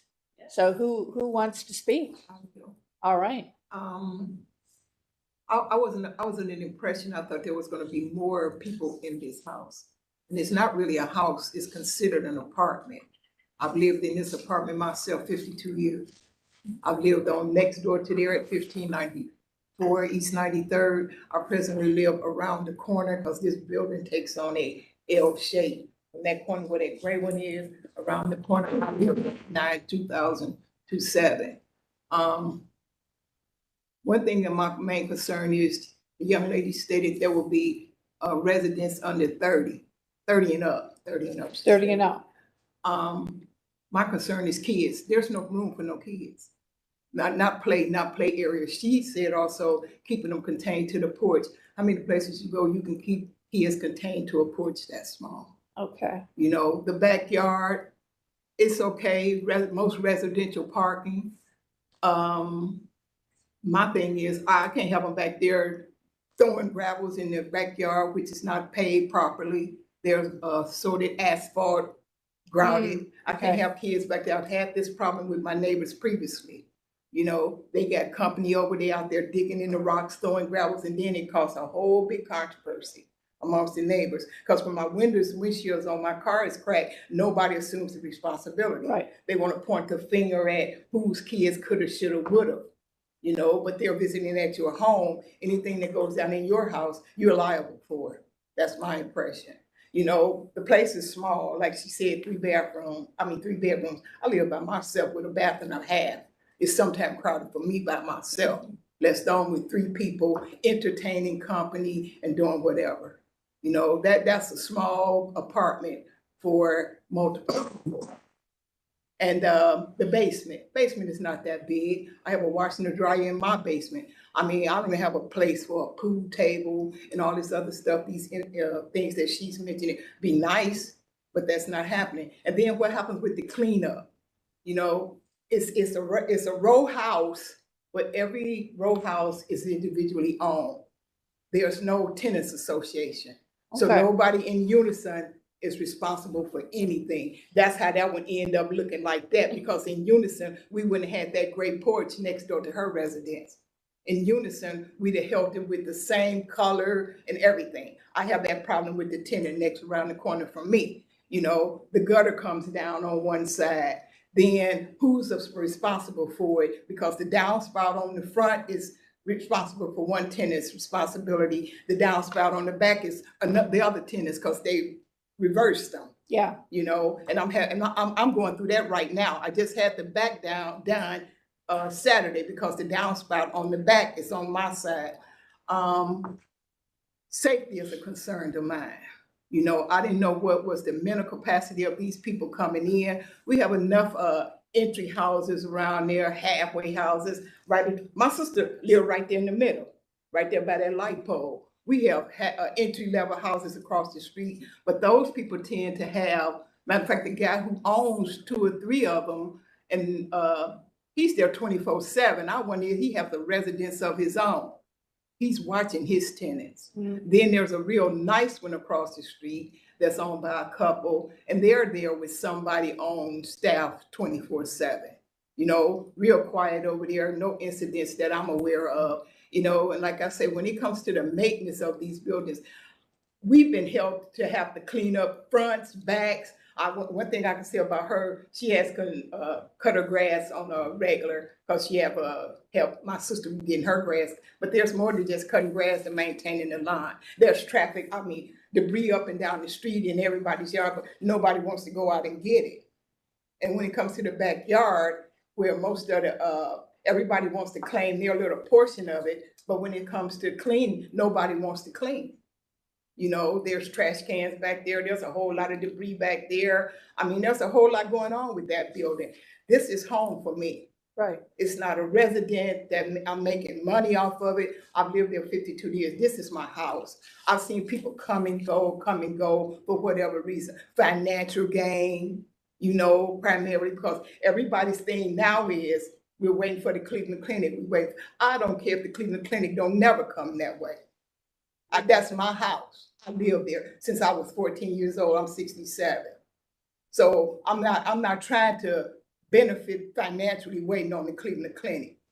You know, and that's the same for my sister. My sister is 60 plus. You don't never want to tell. You younger than me. Don't put it on the record. Yeah, you are on the feed, just keep that in mind. We've been there since she was 8 years old. We've been in that building. You know, and we maintain it. There's a lot of work. And this young lady, I have to give it up for if she got that roof done, that's one of the biggest problems, that there's a whole lot going on with that building. And as time go on, she will find, and I wish her well in her endeavors, however this goes, the winter time will not be good to you. No. The winter time in that building is not good to us. No. Yeah, do your tenants drive? No, we're gonna provide transportation. Okay, yeah, you know, and we more or less too, we had a safety concern. Because here make this Kia. And where does this young lady live? Well, you know, I was glad to see I was glad to see her when I come in. She have a house across the street from me, Miss Lawrence. She used to own it. She said she received the letter. We'll let her get her phone. Yeah, let her get her phone. With the light flashing and everything. You're fancy. You're really fancy. Yeah, she owned the property across the street from me that's not in this area within this compound. Okay. And I was surprised when I saw her because I know she gave up that property years ago. Yes. And I told her, good, you could come as a character witness because, like I said, I maintain my lawn and try to do the best I can. And I used to confront her when she used to come and check on her tenant. But that property has been a re-entry house maybe the last 5 years, and they had 3 types of re-entries, people coming in and out because they come in, they become, mental health issues, substance abuse, and they relapse. And there's been 3 different owners with 3 different situations. And I've been even notified by the people who were running them. Here's my card. If you see any activities over here, let me know. I mean, that's not up to me. Those are your people. You screening to go in there. Why should I get in the middle of you and what's going on with your tenants and all of this going on? So my concern mostly too, again, let me just state this and I'll move on. That Kia boy stolen car situation. Yeah. We had a lot of that going on back there in that backyard. A lot of it. These young boys stealing cars because the parking for the back is, nobody knows it's back there if you haven't been a resident over the years. It's a one-way entrance. Yeah, don't even know how to get back there. But they back there stealing all the cars, and these are, come to find out, some of them were people who had lived there previously. Again, 11 units. Okay. 3 occupied, hers, mine, and hers. 9 of them vacant. Okay. I divided the 2 on the end. Right. I mean, I'm not. You know what, Yeah, young I'm lady, not to your trying defense, to- I was kind of disappointed he didn't give it to you. I was, because me and I'm Mr. not trying- Crowder, I'm trying to we've say been friends, neighbors, confiding in each other for years and years and years. And when his daughter lived there, To the one that she has. the gray one, and he didn't sell it to her when she come in. Now, see, that'd have been a better setup to me for her because she'd have known who she'd moving next door to. Like you saying, this house and being that close. The only thing that divides those 2 properties is 1 2x4 down the middle between 2 doors. Right. So she got tenants next door to her. I'm not sure that situation she's proposing gonna be well received with her because I've already had a run-in with her in the backyard already. You know, so I don't know how your tenants being females, and you know how females do. I don't want nothing to happen in that building, then to get a bad name. Because I do not know how she gonna receive what you proposing here. Well, we'll figure it out. Well, hey, y'all keep it on that corner there. Don't bring it around the corner. Yeah. So No drama. I hear you, I believe you. Listen, we have daycares, group homes, you need to come to our store on 70th and Wade Park. Yeah, We have a guidance, I'm kitchen aware of guidance, it. so Yes, ma'am. guidance. Yeah, so we are So- investing in our community. Yes. My only concern was because of it being like, as they say, the group home. We have two right there on the end of that corner of 93rd. Will you just state your name so the reporter knows who you are? I'm Easter Kirkman. Okay, thank you. Thank you. All right. The little house up there, I think is the one that you're talking, is one of the ones, blue. The blue space. Okay. No, the blue one is It's ours. proposed property. And this right here, I believe is, at least that's what we have is registered as a group home right Okay, there. it's two of them. That, we didn't have that one in our. But this is what I'm saying, it's like actually three of them on that whole side right there. Okay. There's three over there, and there's one closer cross Roslyn. At, what's that, 16 or something, 16 Like something. 16012. I wonder, is it a rooming house instead of where they just rent rooms? Wait, Sorry. we want to make sure that everyone is speaking. My concern was there's already like four on that, in that little vicinity. Okay. All right, so, I'm gonna open it up to questions from my board. I would like to hear what Ms. Lawrence has to say. Do you have any other input, Ms. Lawrence? No. No? All right.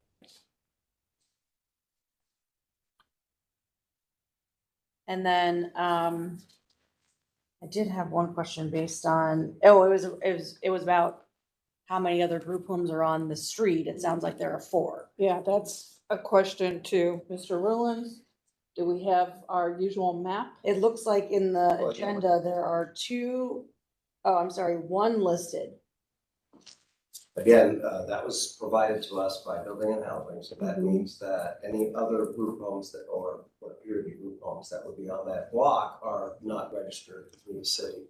So that means they're either operating illegally or maybe they're not a group home, maybe it's what the applicant said, maybe they're, a rooming house or whatever. So this is the only legally approved group home that we have listed on the street right now. On the street, okay. So do you want to speak on behalf of city planning on this? Sure, I guess my biggest concern is, and the applicants seem to know what they're doing and seem to have a good history of operating these types of places. This would be the first one we've ever approved if we were to approve it in a row house situation like Right. this. And I guess that is my biggest concern about this, just because, you're operating a business in the middle of a row house. It's not a separate, it's a single family detached house. It's just a completely different environment than one that, as somebody eloquently put, basically a 2x4 wall in between. Right. And, separating the units. So obviously, there's noise issues and all kinds of things with that. So I have concerns about that. And it sounds like there are other people that maybe, I'm not sure if maybe they should get together with the councilwoman and see if we can get a community meeting going on this. And maybe get this fleshed out a little bit more before any approval is granted. I always like to hear more from the community because you're the people that have to live there. I don't live there, and I want everybody to be happy that this is gonna be a good situation for everybody. We do know that there are people out there in need of these services. There's no doubt about that. We look at these all the time, whether it's women, whether it's men, whether it's veterans, there's all kinds of groups out there, and not even including people with mental health issues and things like that. Right. Just recently, we approved a house that was for children aging out of the foster care system. Right, I mean, exactly. there's such a need, and there's On not many levels. not enough agencies willing to take care of these folks. So there's definitely a need. I just want to be sure that everybody is gonna be okay, and I just have added concerns because of the row house situation. And thank you for bringing all that up, because you just verbalized everything that I was concerned about as well. Right, and one thing, I didn't even take pictures of the back because you said people that don't live there don't know about the parking. I didn't even realize it was parking Oh, back yeah. there. I just assumed I wish I had, because I would have liked to go back and take some pictures. I'm Dina Reeves again. It was mostly set up for service people coming in, the cable guy, the Illuminate company, the light company. So it has one drive that goes up alongside the single unit, which a lot of times when they broke it down, the person living on the corner want to claim that was their property. How can you keep out the people who have to service all these apartments and they go all the way around the back? But then when we initially come in there, because like I said, I've been in the unit that I'm in 35 years.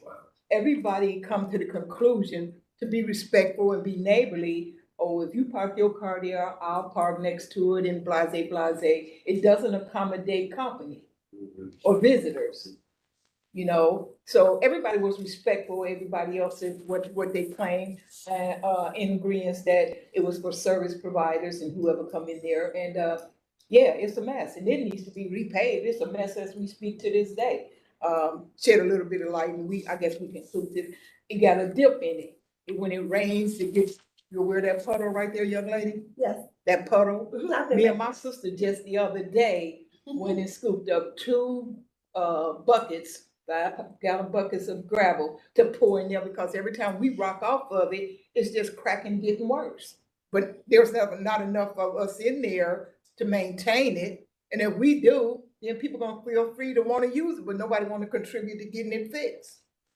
It creates Valid a lot- concerns. Yeah, it creates a lot of problems in that building. So like I say, I welcome what it is you want to do, but after her first 24 hours, we'll see. Okay. I mean, 24 months, 2 years Right. minimum, maximum. Thank you, ma'am. Do we have any communication from Councilwoman? The councilperson's aide contacted me this morning and she was gonna be present, but wasn't able. She was actually in an appointment this morning. Okay. She did say that the councilwoman has no objections to the use. She has no objection? Yeah. Okay. All right.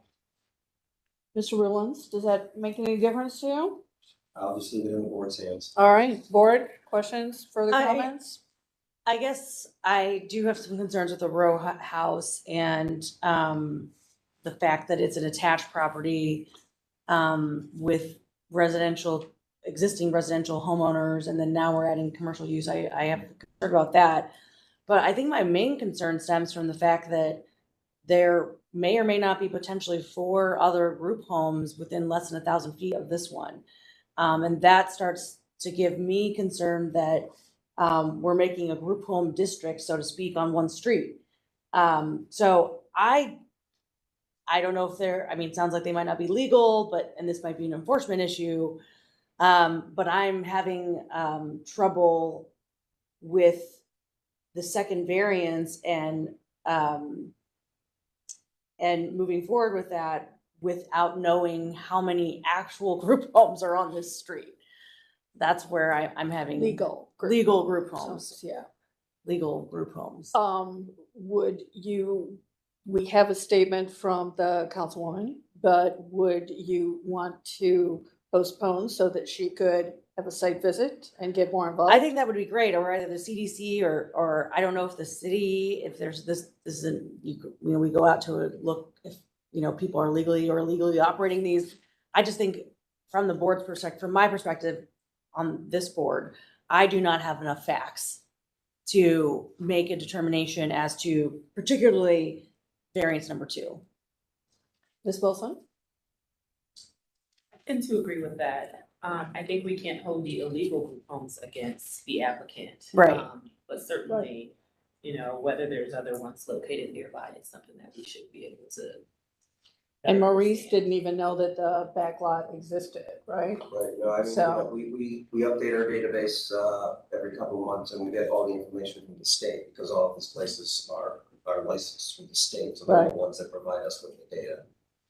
Okay. I just think, I don't want to, prejudice the applicant in any way. But I do feel that this particular case is lacking in some facts.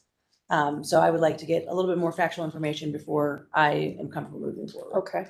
Whether that comes from the councilwoman or, a community meeting, I'm not Right. sure, but Madam Chair, maybe we could ask Mr. Riccardi if Building and Housing would be able to do any kind of investigation. Right. It's not something city planning. Well, the comment about the parking lot in the back, obviously not being drained properly is a concern as well, so, do we still have Mr. Riccardi on with us? Yes, I can pass on the complaints to the Code Enforcement Bureau for citation. Thank you. What kind of time frame would that take, Mr. Riccardi? As soon as I get the addresses, I'll pass on the complaint to Commissioner Tom Vanover, the Commissioner of Code Enforcement, and I mean, I can request that he sends the inspectors out as soon as possible. Okay, 4 weeks enough to make that happen? I can request that, yes. Okay, right. Do we have addresses, do the ladies, does anybody here have addresses? if you could provide the addresses that you believe these other group homes are Right this second, but operating into Ms. Kukla, that would be very helpful for code enforcement. And in the interim, while we are determining how many group homes are potentially operating on the street, you have some neighbors here, you might want to have a conversation with them and maybe get the CDC involved, I'm not sure. Right.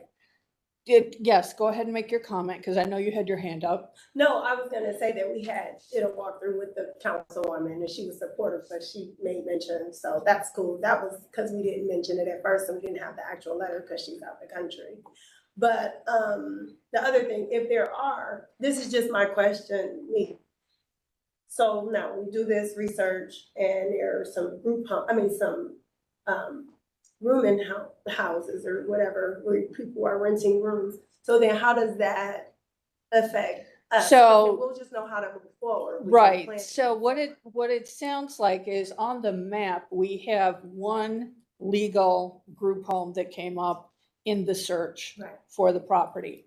And so that, sometimes we have a more saturated area. Okay.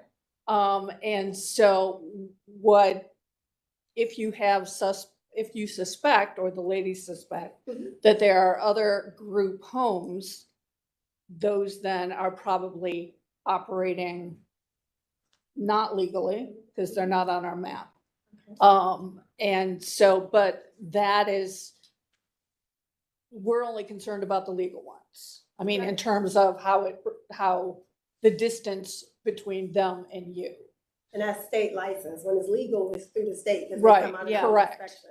Right. So there's a possibility that is probably the only one that's licensed through the state, and the others are probably being illegally ran. So my question is, I guess for us, so say you go and there's some rooming, some whatever it is, they're not licensed, then how does that affect us? So what I just want, one of the variances that you need is that we, the BZA, have to approve your facility, your group home being less than 1,000 feet from another legally operating group home.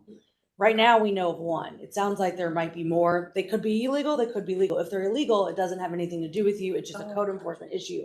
If they're legally operating additional group homes, that is a factor that we as the board will take in consideration, because we have to think about the neighborhood the street in general, and how many group homes are operating on one street. Right. And so that is a factor that will be reviewed when you come back to us, once we have more facts. And I can't tell you how it'll shake out. I just think that it's premature for us as a board to make that determination when it's unclear from our agenda, and based on the testimony that we've heard today, how many legally operating group homes are on that street, right across the street from where yours would be. Okay. And Madam Chair, I think I would add to that, it may be helpful for us to understand, the basis of the other group home, because maybe that one is for men and this one is for women. And it Exactly. might give us a basis to. Right, exactly.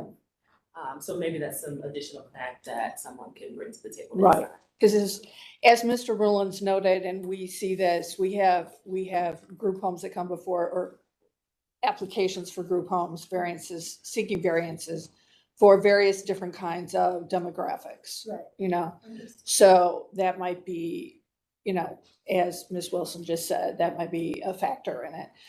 The other thing that Ms. Reeves mentioned is, you know, the condition of the parking lot behind, things of that nature. So, you know, we want you, you know, should we approve this? Obviously, we want you to be successful. So we want to do a little due diligence on making sure that the property is, you know, sound and in proper maintenance. Understood. It's also unique for us as the board because as Mr. Rollins mentioned, this is a row house situation, not a single family home. So I think we're taking very extra and special precaution to make sure that we have all our facts in place before we make a determination. Right. Madam Chair, we have a person with their hand up on. Yes. Who has their hand up? Hi, my name is Ramey Hooks, and I have a group home, 1587 East 93rd, right across Catacorny, across the street from where she's trying to place hers. Ma'am, I don't believe you were sworn in for testimony, were you? Yeah, we can do that really quickly. Ms. Wilson, if you wanna. Yes. Do you swear or affirm that the testimony you are about to give is the whole truth and nothing but the truth? I do. Ramey Hooks, 1587 East 93rd Street, Cleveland, Ohio, 44106. And that, I might point out, that is the one that's listed in the Okay. variance. Okay, good. All right, Ms. Hooks, go ahead and make a statement. So my statement is the two houses I know you guys were discussing, they are rooming houses. Okay. I mean, so they're not group homes at all. So this is, to my understanding, this is the only group home on this street. Yours that is currently existing. That is correct. And I All do right. house veterans and some state, but they're men. Men. All right. Okay. And what are the other demographics of your residents? The age? They range anywhere from 32 to 70. How many people, how many residents do you have? I have a total of 5. All right, that's excellent. Very helpful information. Yeah. So can we we only have the testimony from this person. Right. We still want to gather some more information, have building and housing go out. Okay. Yeah, so,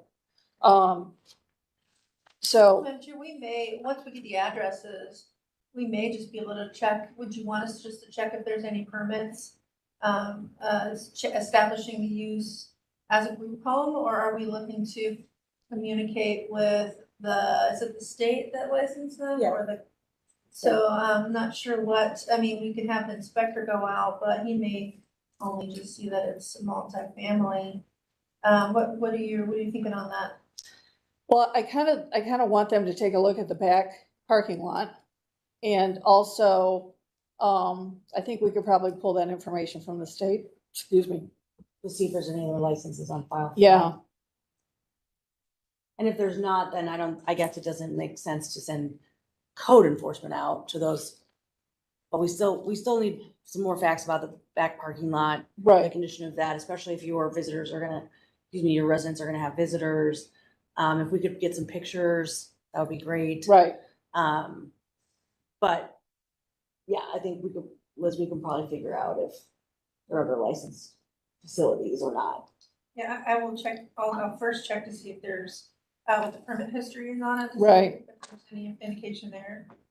And then I think we probably have a contact in city planning for the state licensing, we can figure it out. Okay.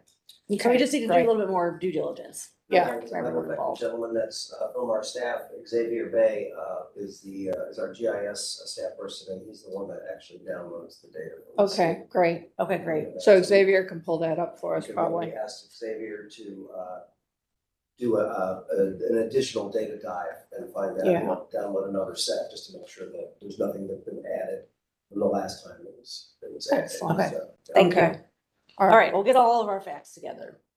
So they should bring photos of the condition of the driveway and the. Right. parking lot. Yeah, Or they can submit those to you. Right. right. Okay, so you want us to take pictures and send the pictures further back? Yeah, send them into Ms. Kukla, Okay, and so they'll end up in the file. okay. We'll Okay. send them today. We'll go by now and send them. Okay. And then, so we're just waiting for another, zoning meeting? We'll schedule. Right, we'll schedule that. We'll do October 9th if you think 3 weeks, I think 3 weeks. Yeah, that should be enough. Does that work? Does that work for you? Is October the 9th a Monday? Yeah, it's always on Monday. Okay, that's fine. She's in school, so. we're Okay. trying to- I think October is 9th. Okay, it'll be fine. Oh, that, Because if she's not available, then I can just come. She just have to fill out whatever. the- right. Are you technically partners in this? Absolutely. Okay. All right. I'm her support. All right. All right, so we're gonna move you to October 9th. So just following up, all we're doing is sending pictures. That's all we need to do. Yes, and then Correct. the rest we will do. That's on us. Okay, we'll need the addresses. I don't know if you'll be able to, if you're aware of any, or if you can communicate with us. I have, if you like my phone number, if you want to pass that down. Yeah, if anybody, yeah, whoever can send me the address, then. And I know you said you were waiting for a letter from the councilwoman as well. Feel free to submit that if you get it. Okay. All right, we'll do. All right. All right, excellent. Thank you all for coming. Have a great day. You as well. Take some pictures. All right, Ms. Lawrence, nice seeing you. Would you mind if we take a little short break? Sure. All right, I request for a brief break. We'll take, if you'd like to step forward and get yourself situated at the table. Thank you.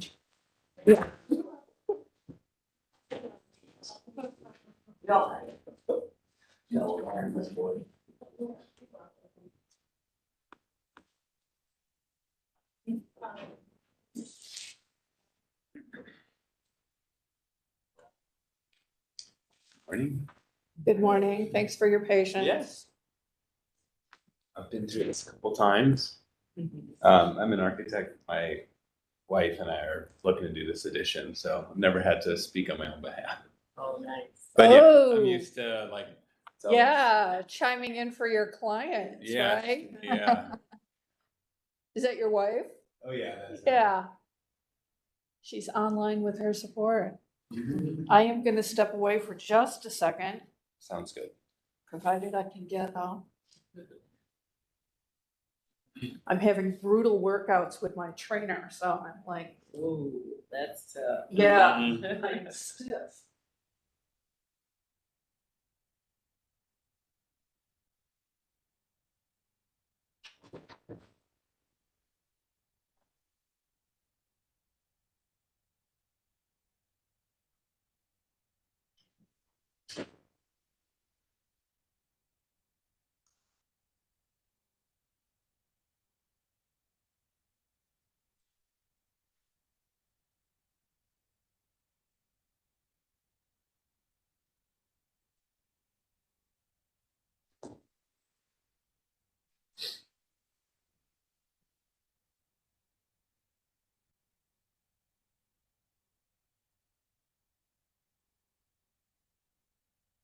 Would any of the documents that we send on Friday be a part of this? They should. Okay.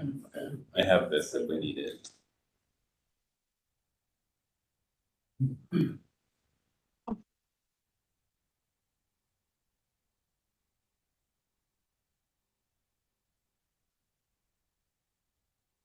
Quick question, what's like this lunch?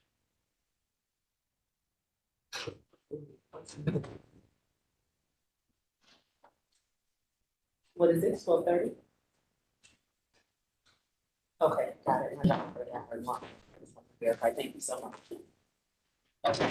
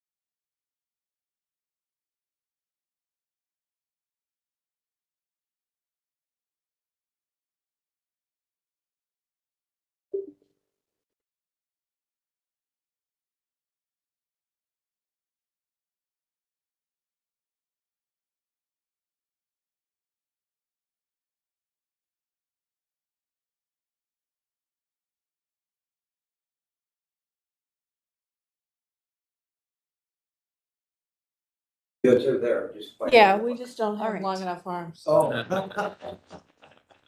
for it to be in the middle of the table. Otherwise, it would have to be like here. All right, we are moving on. We have to go back into session, I think, or we're good? We're good? We're good. We Okay. just- Moving on to calendar number 23-152 at 2173 West 32nd Street. Julie Iadoni and Keith Hayes propose to erect a 26 by 25 second floor, 3-bedroom addition and a 16 by 18 two-story, 3-frame, 3-season sunroom attached to an existing masonry frame single-family residence. The owners appeal for relief from the strict application of the Cleveland codified ordinances as stated in the agenda and the public record. Back to you, Madam Chair. Great. Could we have history of the property, please? Thank you, Madam Chair. There's been no change in the zoning since 1929. In our Records Administration Office, we found that in 1914, a permit was issued to erect a 1-story addition to a dwelling on the property. And there are no variances on file for this address and nothing of note in the more recent history. Thank you. Legal standard, please. Madam Chair, members of the Board of Pelham is requesting area variances from the maximum gross floor area, required interior side yard, required minimum distance, and minimum required interior side yard requirements of the zoning code. To obtain the area variances, Pelham must prove that denying the request will create a practical difficulty not generally shared by other land or buildings in the same district, will require the appellant of substantial property rights, that granting the variances will not be contrary to the purpose and intent of the zoning code. Thank you. Ms. Wilson, would you like to do the oath, please? I will. So for everyone who's going to give testimony in this matter, I am going to now swear you in. Please raise your right hand. Reply with "I do," your name and your address. Do you swear or affirm that the testimony you are about to give is the whole truth and nothing but the truth? I do. I Keith do. Hayes, 2173 West 32nd. Okay. Ohio 441. Thank you. And Julie will have you do the same. Please state your name, your address, and I do. Julie Idowin, 2173 West 32nd Street. Thank you. And You did do? State I do? I do, sorry, I do. Okay, perfect. Thank you. Is there anyone else who wishes to speak on this matter? All right, back to you, Madam Chair. All right, Keith, you're on. All right, so we started this process because we started a family. We have 2 dogs, 1 child, hopefully more. More dogs or children? More. Well, we You don't have, have to answer that. That was a joke. No need to And say, clearly, we chimed in at the same time. Yes, yeah, yes. no need to tell the court reporter that. Yeah, Yes. it's Um, okay. I guess the long story short is it's a great house for a couple. It's 2 bedroom and 2 bath. You know, you can have people from in and out of town. And as you start to add children or pets, it starts to get a little crowded. So we considered the idea of, you know, is this the right house for us? We're really well ingrained with our neighbors. We're probably the second or third Julie to have a child, and I think there's like 6 now. So a lot has happened fast, and we're happy to see other families doing what they like to do to stay in the neighborhood, and some of them are adding additions to do so. We'd like to make the addition to our home essentially to change it from a 2 bedroom, 2 bath to a 4 plus, like a den, and 3 bath. And in order to do so, we're requesting the variance for 2 reasons. One is the additional square footage relative to the lot size. I understand that the zoning code says that 50% of your lot is the maximum buildable square footage, of which we are proposing more than. And then the other one is if we're looking at the site plan where the diagonal hatching is on page right, we're proposing to continue the exterior line of the house in alignment with the existing home, which is less than the 6 feet required from the adjacent property. So we understand that those codes didn't apply when these homes were built, or else they probably wouldn't be that close. As a practicing architect and someone who's done a few residential additions before, the standard practice has been to create a 1-hour rated firewall to ask for forgiveness for the minimum setback area. So the proposal would be on that kind of smaller item to say we'll handle it with the wall construction, and we've done that with building and housing through Rodney Wells and other projects. The other one is asking just to say how relevant is the size of the home relative to the lot. And just to get an understanding of that, I looked up all the homes through the county website from Chatham to Monroe. There's Hancock as an alley in between those two. 14 of the 24 homes are in excess of the 50%. And on the east side of the street, which is the side of the street that we are on, 9 out of 12 of those homes are in excess of that 50%. And several of these are without any additions in recent history. So we feel that, you know, what we're doing is adding value to the home. As an architect, one who's worked in historic preservation for a while, sensitive to not changing the scale of the street. There is some documentation that I put forth on Friday. I don't know if that's in this presentation or not. I can draw a reference to. Maurice, do you have, it came in on Friday, so not sure if it made These are the, drawings that were sent. Liz, do you have any Okay. original that came in on Friday? It would have come from Mr. Hayes. Yeah, Yeah, What- he did copy the Board of Zoning Appeals inbox. I'm not sure if you got that. I do have a document. Oh, actually, no, it just is your response for. what did you send in on Friday? so it was, I had an elevation of all the homes on the east side of the street. Okay. To kind of show like the homes on either side of us are like 25 to 3,000 square feet. So there's 2 houses to the north of us that are in excess of 2,500 square feet, and the one to the right of us is about 2,600 square feet. We're currently at 1,600. So this isn't the document that I sent in on Friday, but you can get a sense from that center drawing number 4 view of addition from 32nd Street, how massive the 2 other homes are. Those are pushing, 3 stories with the peaks of the roof, and we're 1.5. We're not going to exceed, which that elevation shows, the height of either of our neighbors. So And what's your height gonna be, Key? it will be like, can we go back to the elevation on this plan? I can tell you what it is exactly. Going back. Yeah, these drawings are just. Yeah, feel free to open the paper ones if you want. Let's bring these just in case. Again, that's why we asked for drawings on Wednesdays. Okay. Not Friday. Okay. Somehow the agenda does say Friday. No, it doesn't. I looked it up and I actually looked at the letter that was sent to your house because your wife said that. Yeah. And it actually says Wednesday, on the 13th. So yeah, our deadline was the Wednesday before the Monday. Yeah, I know. And that's the reason why. Yeah. Because sometimes things don't make it because we have other things. Okay. Okay, so the top of the peak will be 32 feet. The top of the ceiling in the attic floor will be 29. Okay, so you're at 32 at peak. Is that, that's the back?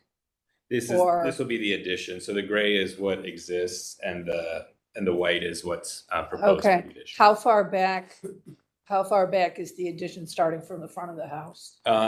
This is about 24 feet. Let's see, 16, yep. 26 feet from the front of the house. Okay. So you're 26 feet back before you start increasing your height. Yes. And what's the existing height? Of this small portion. The existing height to the ceiling is 20, to the peak is 23. Okay, so roughly 9 feet. 9 feet. Yep. Okay, great. Mr. Rowlands, Maurice, can you go to the slide with the height and massing and just zoom in for me? It's hard for me to see that. This. Yeah, here? I just want to look at that a little more closely and it was very difficult to see. Okay. Thank you. Yeah, so if it's not obvious, the gray is the existing house. And then the white stuff is not like, the house would not be painted white, it's just to show the contrast of new versus existing. There will be windows and such. And so that, the bottom area, those are windows, the four underneath the new. You're looking at the drawing number 2? The number 1. Oh, yeah, no, I'm sorry. Yeah, I think it's 1. Underneath. The top one under the cantilever? Yeah, It looks are like those there's windows? glazing, Those would be like sliding doors. accordion? Yeah, Okay. yeah. So that's like we're calling that the 3 season. So it won't have any specific heating or cooling. It's just a covered space to be able to have a meal and close those if you had the bugs that we've had this summer. Okay, And then the upper space would be 4 seasons, so that'd be occupied and conditioned. okay. So when you say sunroom, I think I saw that in the record where that is the accordion. Yeah, I would call that the sunroom / porch. Okay. So what's your parking and garage situation? I'm glad you asked. We have none. We have no driveway. Okay, We have no garage. We have no basement. We currently have no attic. So that's what makes a 2-bedroom, 2-bath home. Once you start having children, pretty. it's difficult. on footers? We have you see those Crawl 2 space? circles there? Those are 2 like cisterns. So the original house was built, I think, in like The Civil War era, the original build date is lost, but Civil War era, So mid 1800s. yes. And you can see like a lot of these homes developed, especially these older brick homes, like that first chunk that we're not adding anything onto, that was like the original home. You can see the original circular cistern, and then they added that wider shape. And then there's another cistern, and you can kind of see a round element. So those Yeah. 2 cisterns connect in the basement. And then that third chunk, that is just slab on grade, so no basement or anything there. Slab on grade, Yeah. interesting. So clearly you've done structural before you Yes. proceeded with this. Mm-hmm. Okay, Mm-hmm. all right. And there actually was a 4th edition where we're proposing to put our 4th edition. There was one. When I purchased the person who purchased the property and did the renovation tore down the 4th edition to make more room in the backyard. So there has previously been that space utilized on the property before. Okay. All And right, then- so let's just go. The firewall, can you just provide a little bit more detail about that, since that's the other variance that you're seeking Yes, for the so side yard? by adding additional layers of gypsum board, you can increase the rating of the exterior wall. And so typically we would, frame a wall and then put our exterior sheathing and then our hardy board on. We would, before putting the exterior sheathing, put one layer of gyp on both sides, which would achieve a 1 hour rating. You had me at firewall. Okay. Because that is always my stickling point. Yeah, So, so are you doing hardy board as your exterior Yes. finish? So hardy board will be the, more than likely the middle edition, so the larger massing that will be hardy. And then on the back, which is the sunroom and that 4-season room above it, the sunroom it'll be like stick framed, so it'll be wood framed. We were gonna do that in some sort of precast concrete, like you would have like a above grade basement or garden apartment, but it's too prohibitive to get concrete in this small lot. So we're gonna do that stick frame with like a sort of masonry applied cladding. Okay. And then the piece above will have it's called standing seam metal roofing, but it'll go like on all 4 sides. Okay. So, All right. It'll just create a more like weather tight environment. And then the overhang is such that, when it comes off of there, you don't have to have gutters. It will just go down into the garden. Okay. All right. Any other questions or comments, board? None for me. City planning? Yeah, have you talked to do you have any kind of letter or something from the neighbor where you have a zero, you're continuing? Yes. With a setback? Yeah, I have That's something we normally don't recommend approval on. Yes. For obvious reasons. Yeah. But I know in that neighborhood, there is a lot of that. It's an old neighborhood. Yeah. Very tightly packed in there. I mean, I will say that the house does seem to be a bit large for the property. Mm-hmm. But the fact that you're not encroaching, that this isn't a new encroachment, or it's a continuation of an existing encroachment. Mm-hmm. Correct. But you're not going any further when you couldn't be actually over the property line. Yeah. Right. He's met his limit. Right. And we did, we're on the block club emails and stuff like that. So we went to August's block club and What presented block these, club are you in? the South of Lorraine. South Lorraine? Mhm. Okay. So low, not so high. So low, yeah. So And there wasn't any strong objections or spoken objections. And then, like you guys always do, you put the signs out.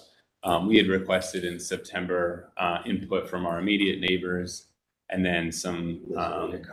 Yeah, I'll need Sure. a copy. Okay. Is that mine to keep or? Yeah, and I can resend what I sent on Friday, which has that and the additional letters, the minutes from the Solo Block Club from August. excellent. That'll be a It just sort of condition. has all the steps that we've taken so far. Yeah, we'll want that in the record, Okay. so, Mhm. that would be a condition to have that in receipt. Did we have any communication from McCormick? No, but we do have an email from a neighbor, on Hancock. Okay. Supporting the That's project. right here. Okay, Or it's that one, I guess, the streaming. all right. That's fine, that's it. Okay, so neighbor letter and support. Okay. All right, any other questions or comments, board? No, okay, I'll take a motion then. So I would move to approve calendar number 23-152 on the condition that minutes from the Black Club are provided. I don't think we had any other conditions, right? That's it? Okay, all right, there we go. So I would move to approve. I second. Excellent. All right, Okay, Ms. Roca, Yes. Ms. Wilson, Yes. Ms. Bates. yes, Calendar number 23-152 is granted conditionally, just pending the comments from the block club, is that correct? just so we have that in the record for you. And once we have that document, we'll ratify it the following Monday, and then we'll send a letter. As with the other cases, you can feel free to contact our office that following Wednesday, see if it's ready to go forward. Okay. And if I have it with me, is there some way you can take it now? And that is the comments from the block club? Mhm. Did you say you emailed them to me already? I emailed it Friday, but yeah, like you said, it was kind of last minute. It was like right at lunchtime. I did And then I see- didn't know if I sent it to you or Board of Zoning. So I think I probably confused everyone because I sent 6 emails. I don't know, can we, just download it to the laptop from, Mia's Of authorized? course. Yeah, I can, Well, let her do it. That's Sure. not hers. Yeah. She's the one that's actually gonna put it in the Yeah. file. so it's called,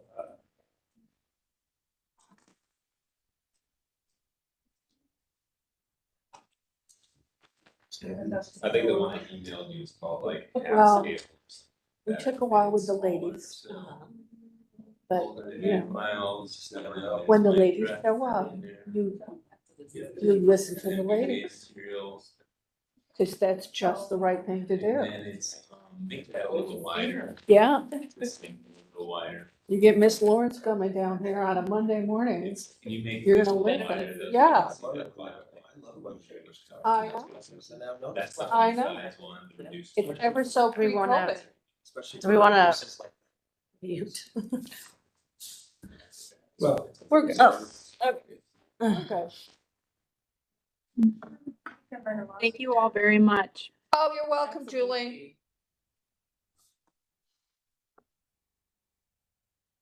Alright. Okay, do we have a sheet of old business down there Yes. that we can disperse? Block club meetings, all of them are either It's like included. school, take one, pass it on. That I never want to see a school again, please don't remind me. Enough of that. I know, crazy me, I want to go back. Like 7 years isn't enough. Let me do 2 more. Let me do. So Keith, like it, Okay, good job. thank you. So, the next steps, you said like it'll get approved Wednesday. Does that- Monday. Does that kick back to building and housing automatically, or do I come back? It's not automatic, so give us a call on Monday or Wednesday. Okay, Because we have to prepare the file and everything. so Okay. we're ready to go. And did you submit, do you remember, was it hard copy or was it online? it was hard copy. Okay. Yeah. So then somebody will have to come and take it back to building and housing. Okay, We don't provide that that's service. fine. I work on East Side, That's so okay. it's not a long trip to come down. All right. Anything else? No, you're good. We already said goodbye to your wife. All right. She thanked us, so luck. good luck with the project. Reese, can I have your help, please? Thank you so much. You'll probably see one of us swinging by, taking a look at it. Yeah. Stop on by. All right. I'm just trying to download it, right? Okay, Okay, fantastic. excuse me. Highlight, this says reduced. All right, we only have, we'll wait.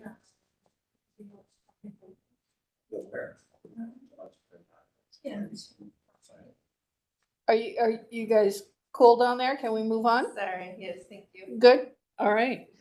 All right, so old business, we have just calendar number 1 highlighted. So without objection? Without objection. Okay. Thank you so much. Oh, I'm sorry. I apologize. That was I'm recused from that. Yes, you are. Let the recused. record reflect that I am not. You are not affirming. I am not affirming or ratifying that decision. I apologize for that. To the court. Okay. All right. Do you want to go through the affirmations and the other information, Liz? Yeah, let's do all of them. Yes, Madam Chair, it's just the typical affirmations where they're waiting for the revised or the final architectural drawings in most cases, in all cases there. In all cases? All right. Every single one is on construction, is about construction. Yeah, pretty much. All right. The notes are there on the business. All right. So without objections on the affirmations? Without objection on the affirmations, that's what I meant to do. Okay. All right. And we have no hearing request, rehearing request. Oh, yeah, and then there's one case coming up next week that the applicant has already withdrawn. So just bringing that to your attention and just for the record, if you could give us without objection on that, so I can contact the applicant and let him know that you guys are fine with him. That's the one at 12808 Buckeye? Yeah. Okay, so without objection on that board? Without objection. Okay, And then the miscellaneous is just an FYI. The neighbors on Eldemere have appealed to the Court of Common Pleas regarding your approval of the house at that address. well, I think that comes as no Is that surprise. the two sisters? Yes, that is the two sisters. All right. Right. Thank you for that Exactly. FYI. All right, Okay, we done? we are done. I'll take a motion to adjourn. So moved. We are adjourned. Who needs a parking pass? I do, actually.